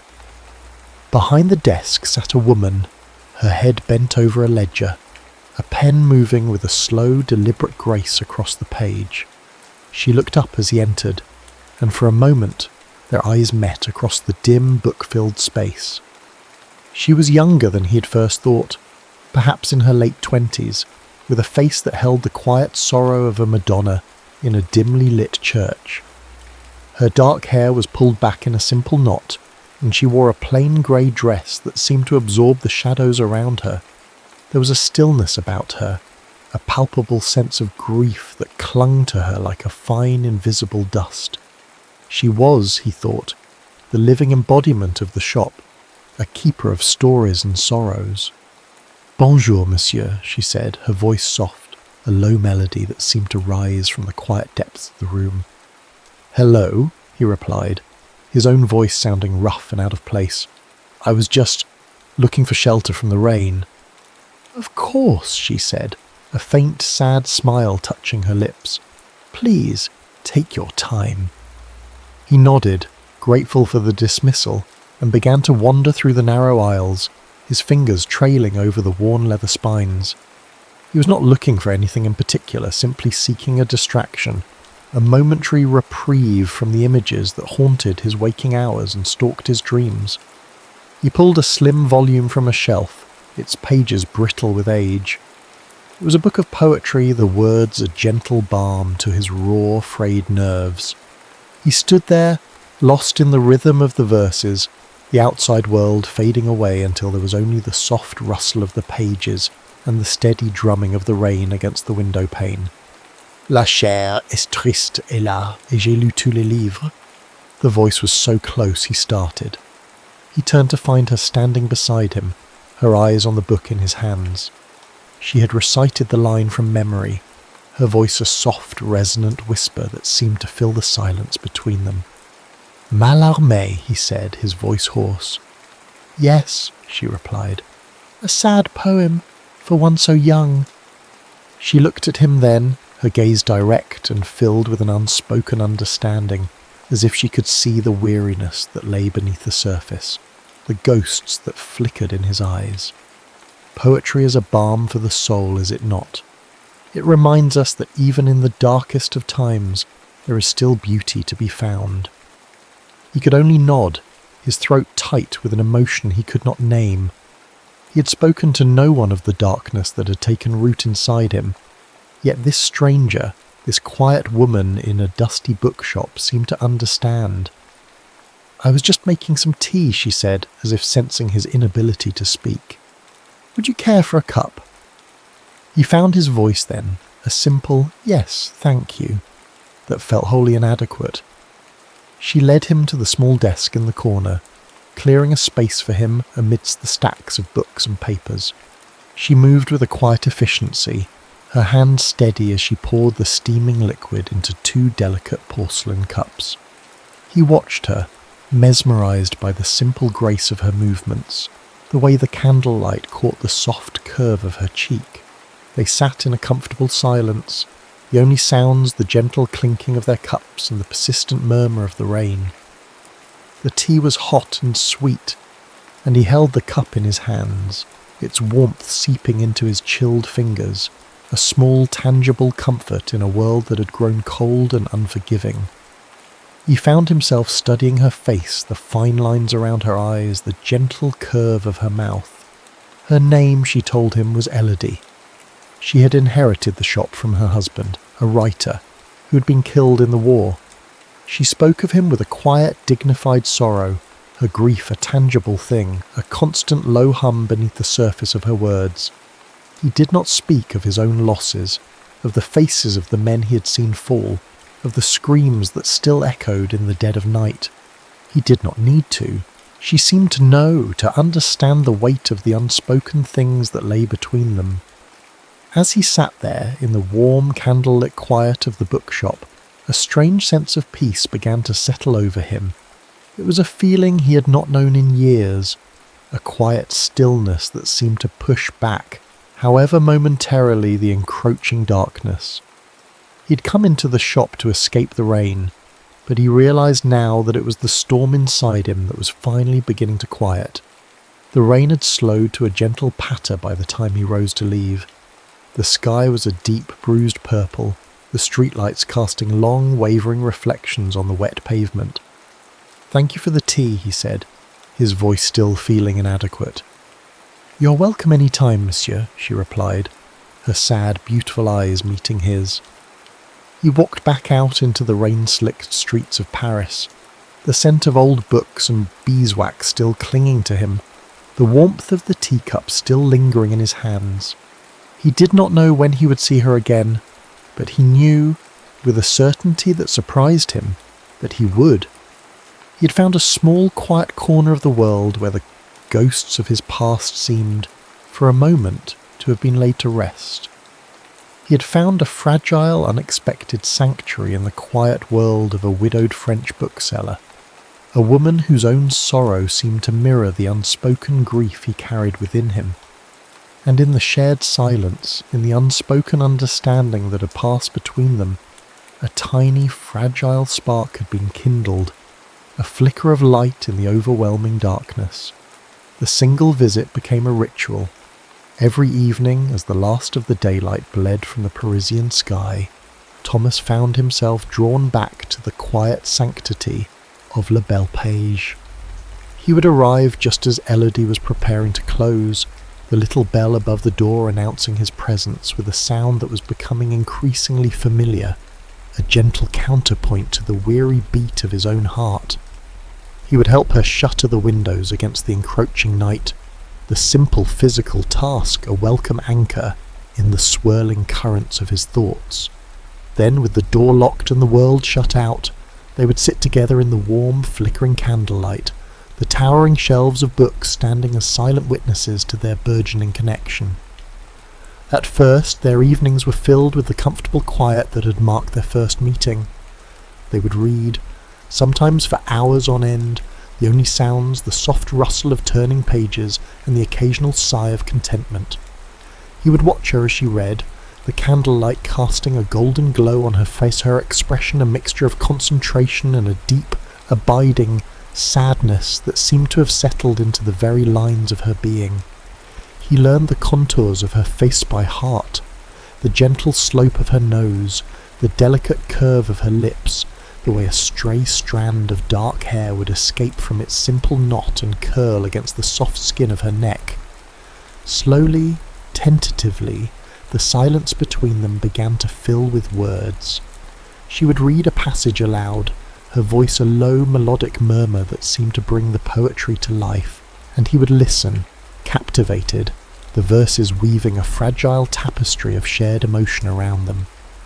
He found himself speaking of things he had never spoken of before, not to the army doctors with their clinical questions and detached sympathy, not even to his own family in the carefully censored letters he sent home. He spoke of the endless, bone-wearing boredom of the trenches, of the sudden, terrifying bursts of violence that shattered the monotony, of the quiet, gnawing fear that was a constant companion. The words tumbled out of him, hesitant at first, then with a growing urgency, as if a dam had broken, releasing a flood of pent-up grief and confusion. She listened without judgment, her quiet presence a steady, unwavering anchor in the storm of his confession. And in return she began to speak of her own loss, of her husband, Antoine, a man whose love for words had been as deep and profound as her own. She spoke of their shared dreams, of the life they had planned to build together within the book-lined walls of the shop, a life that had been stolen from them by the same war that had left Thomas so irrevocably broken.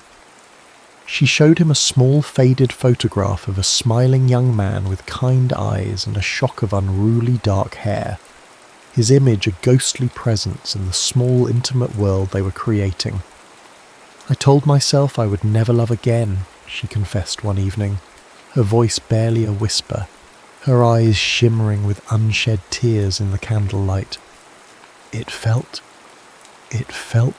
like a betrayal." He reached across the small space that separated them and took her hand, his fingers gently closing around hers. It was the first time they had touched, and a jolt of electricity, sharp and unexpected, shot through him.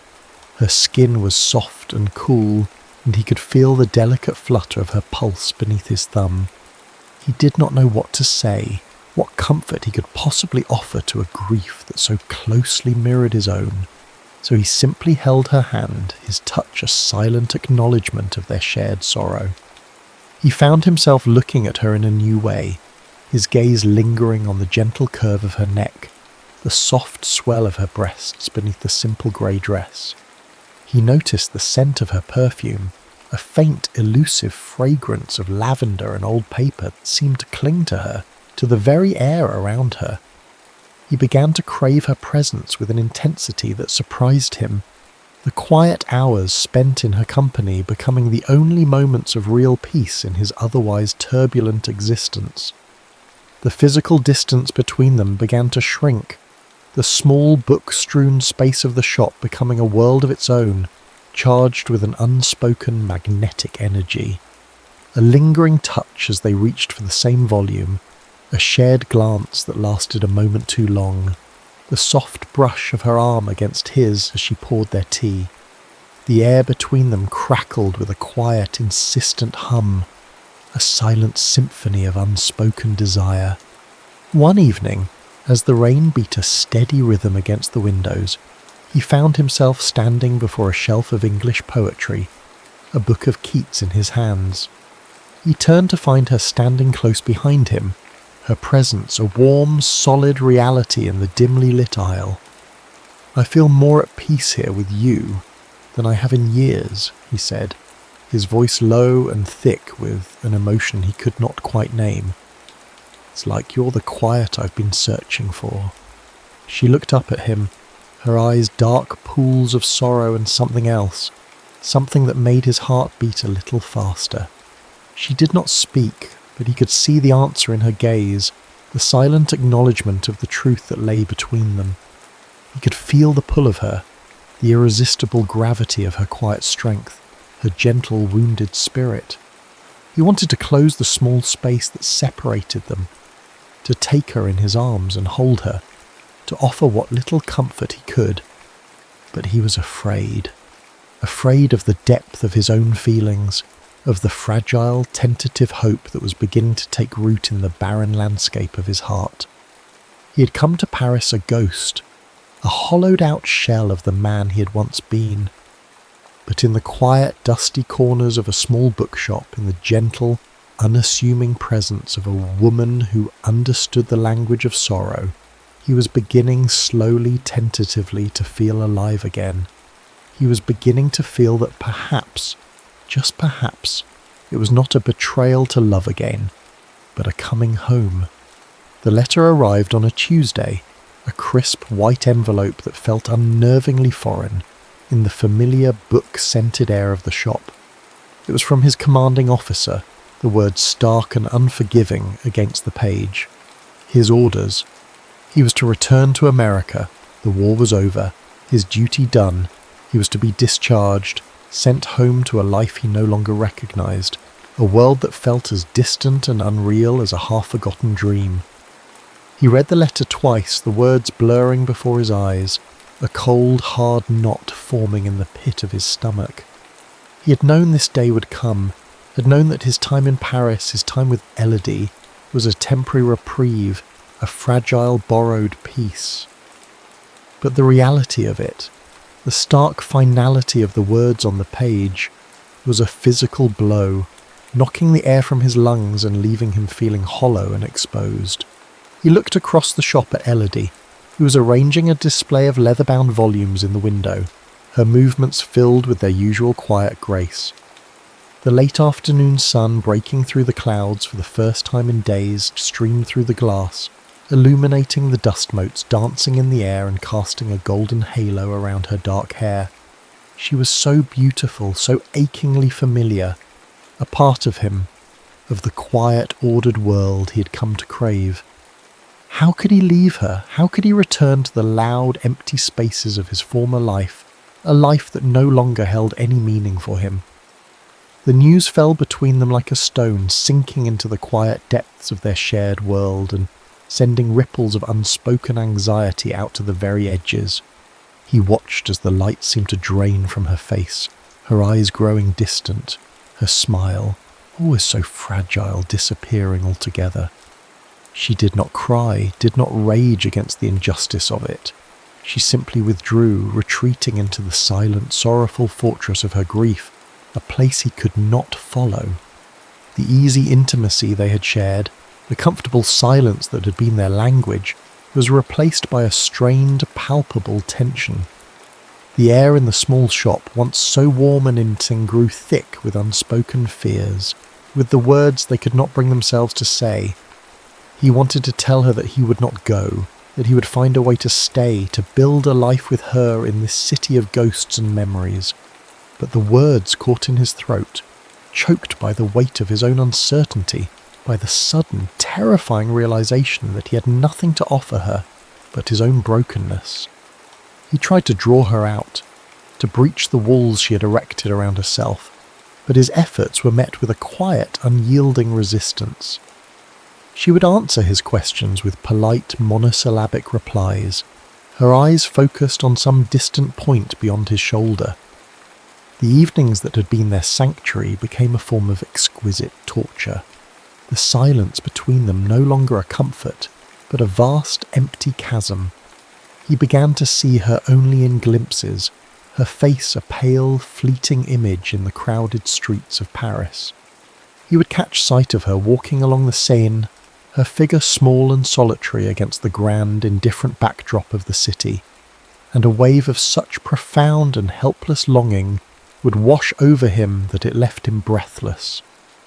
He would call her name, but the wind would snatch the sound from his lips, and she would walk on, oblivious, disappearing into the anonymous crowds.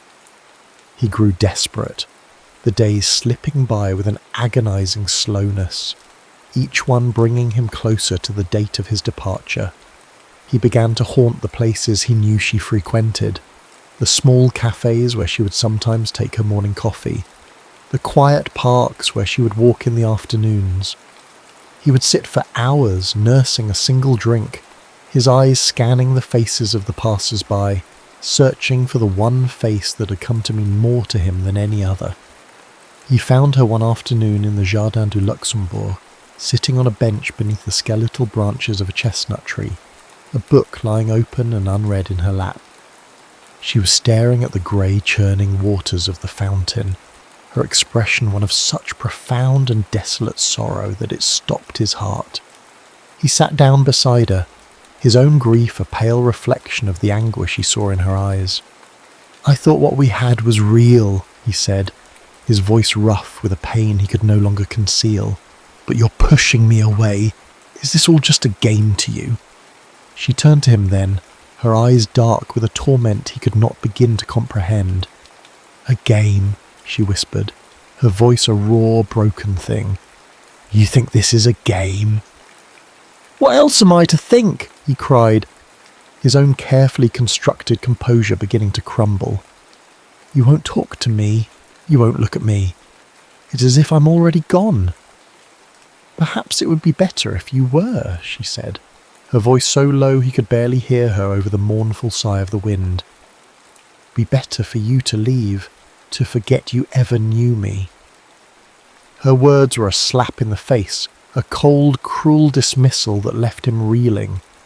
He stared at her, his mind struggling to make sense of the sudden, inexplicable shift in her, the cold, hard wall that had risen between them. He did not know that her withdrawal was born of a terrible fear, the fear of loving a man again only to lose him. He did not know that looking at him, a soldier in a foreign land, she saw the ghost of her husband and the spectre of another unbearable loss. In pushing Thomas away, she was trying to protect her own shattered heart from breaking all over again. All he knew was the pain of her rejection, the sharp, bitter sting of her words. He rose to his feet, his own heart a cold, hard knot in his chest. "If that's what you want," he said, his voice flat and devoid of emotion. He turned and walked away, not looking back, the taste of bitter coffee and unspoken fears a poison on his tongue. The cold, impersonal streets of Paris seemed to mock him, the stark white of the letter in his pocket a constant, taunting reminder of the life he was being forced to return to, a life that now felt like a prison. The bookshop, once his sanctuary, was now a place of silence and sorrow, the quiet that had once soothed him now a deafening roar. He was adrift again, lost in a sea of grief and confusion, the fragile spark of hope that had been kindled in the darkness now extinguished, leaving him more alone than he had ever been before. The day of his departure arrived, a grey, sullen morning that mirrored the bleak landscape of his heart. He had not seen her, not spoken to her, since their painful, truncated conversation in the park. He had gone to the bookshop once the day before, but the door had been locked, a small handwritten sign in the window announcing that it was closed. He had stood there for a long time, staring at the darkened windows, a sense of finality settling over him like a shroud. He could not leave like this. He could not leave with the bitter taste of her rejection in his mouth, with the unanswered questions hanging between them like a thick, suffocating fog. He had to see her one last time, to understand, to hear the truth from her own lips, no matter how painful it might be. He found her in a small secluded park at the edge of the city, a place of tangled, overgrown gardens and crumbling stone benches. She was standing beneath a gnarled, ancient oak, its bare branches reaching like skeletal fingers towards the bruised, purple sky. The first drops of a cold, persistent rain had begun to fall, and she had not even seemed to notice, her face upturned to the heavens, her expression one of utter, desolate despair. He walked towards her, his footsteps silent on the damp, leaf-strewn ground. She did not turn as he approached, did not seem to be aware of his presence until he was standing directly in front of her. "I couldn't leave without seeing you," he said, his voice low and steady, belying the tremor in his hands. "I don't care about your past, Elodie. I only care about you." His words seemed to break through the shell of her sorrow, her carefully constructed defences crumbling before the simple, unadorned truth of his declaration. A single tear traced a path through the dust on her cheek, followed by another and another, until she was sobbing great wrenching sobs that seemed to be torn from the very depths of her soul. "You don't understand," she cried, her voice a raw, broken whisper. "You can't stay, you can't love me." "Why not?" he asked, his heart aching with a love so fierce, so protective that it threatened to consume him. "Tell me why." And so she told him the truth about Antoine. He had been part of the resistance, a quiet hero who used the bookshop as a drop point for messages. He was a poet, not a soldier, but he had fought for France in the only way he knew how. One evening he was caught. Someone had talked. The Gestapo came for him in the night, dragging him from their bed. She never saw him again. They sent her his wedding ring a month later, nothing more.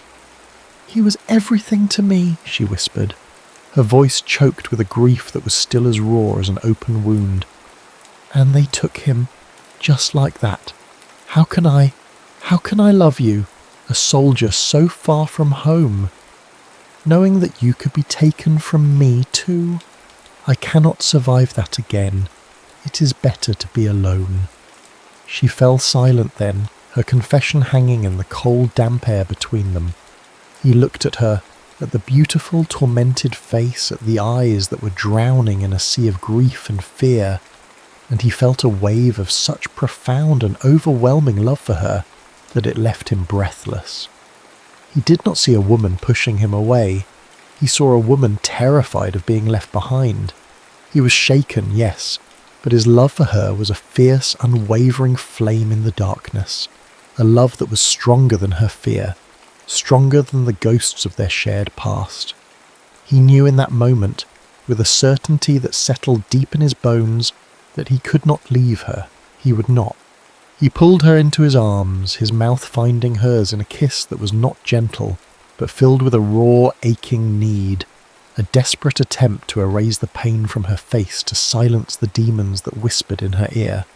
His hands tangled in her rain-soaked hair, her fingers clutching at the rough fabric of his uniform. It was a kiss of reassurance, of shared sorrow, a silent, fervent promise that he would not leave her, that he would not let her face the darkness alone. He kissed her like he was breathing her in, each brush of his mouth deepening the ache in her chest. His hands traced the curve of her back, drawing shivers that left her breathless. When their bodies pressed together, it was fire and fragility all at once, a dance of need and tenderness, where every sigh seemed to carry a lifetime of longing. He could feel the rough bark of the tree against her back, the cool, damp press of her clothes against his skin. The scent of rain and wet earth filled his senses, mingling with the salt of her tears on his lips. He was drowning in her, in the raw, unvarnished truth of her, and he knew, with a clarity that was both terrifying and exhilarating, that he had found his home. He had come to Paris a soldier, a man haunted by the ghosts of war. But in the arms of this broken, beautiful woman, he had found a reason to stay, a reason to fight for a future he had not believed was possible. He had chosen love over duty, had chosen to remain in this city of shadows and secrets, to build a new life from the ashes of the old. He had chosen her, and in that choice he had finally, truly come home. The decision once made settled in his soul with the quiet, irrefutable weight of truth. He would not be returning to America. He would not be returning to the life that no longer felt like his own. He had found his home here, in the rain-slicked streets of Paris, in the quiet, dusty corners of a small bookshop, in the arms of a woman who had shown him the true meaning of courage. The days that followed were filled with a quiet, tentative hope, a sense of new beginnings.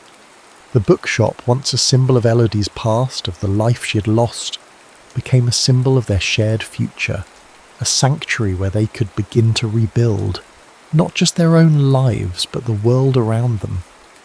The morning sun, streaming through the newly washed windows, seemed to carry with it the promise of a brighter day, the scent of fresh-baked bread from the bakery next door, a reminder of the simple, enduring pleasures of life. They talked of the future, of a life together, their plans a fragile, beautiful tapestry woven from threads of hope and love. They would keep the shop, of course, its book-lined walls a testament to the enduring power of stories, of words, to heal and to connect. They would fill its shelves with new voices, with tales of survival and resilience, of love and loss and the indomitable strength of the human spirit. The ghosts of the past had not disappeared, but their power had begun to wane, their mournful whispers fading into the background, replaced by the quiet, steady rhythm of their shared life. He still woke sometimes in the dead of night, the echoes of the battlefield ringing in his ears, but now, when he reached out in the darkness, he found her there, her warm, solid presence a steady anchor in the storm. Later that night, in the small, simple apartment above the bookshop, they came together again. This time there was no desperation, no raw, aching need, only a deep, abiding love that flowed between them like a quiet, steady river. He undressed her slowly, his touch a gentle, reverent exploration of the body he was coming to know, as well as his own. He kissed the scars on her soul, the places where she had been wounded, where the world had left its mark, and in his touch she found a healing she had not thought possible. Their love-making was a quiet celebration, a testament to their survival, a silent, fervent promise of the life they would build together.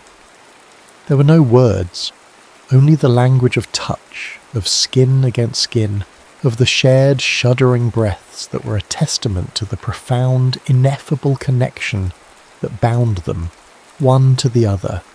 Afterwards they lay tangled in the soft, worn sheets, the moonlight painting silver stripes across the floor.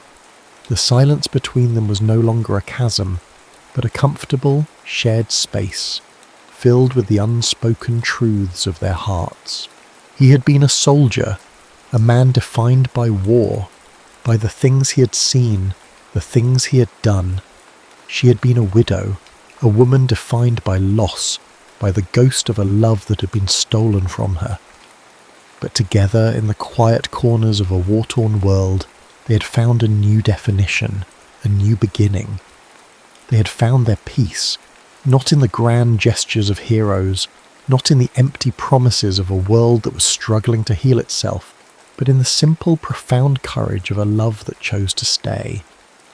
And as he lay there, with her head resting on his chest, her soft, even breaths, a gentle rhythm against his skin, he knew that he was no longer a ghost. He was home.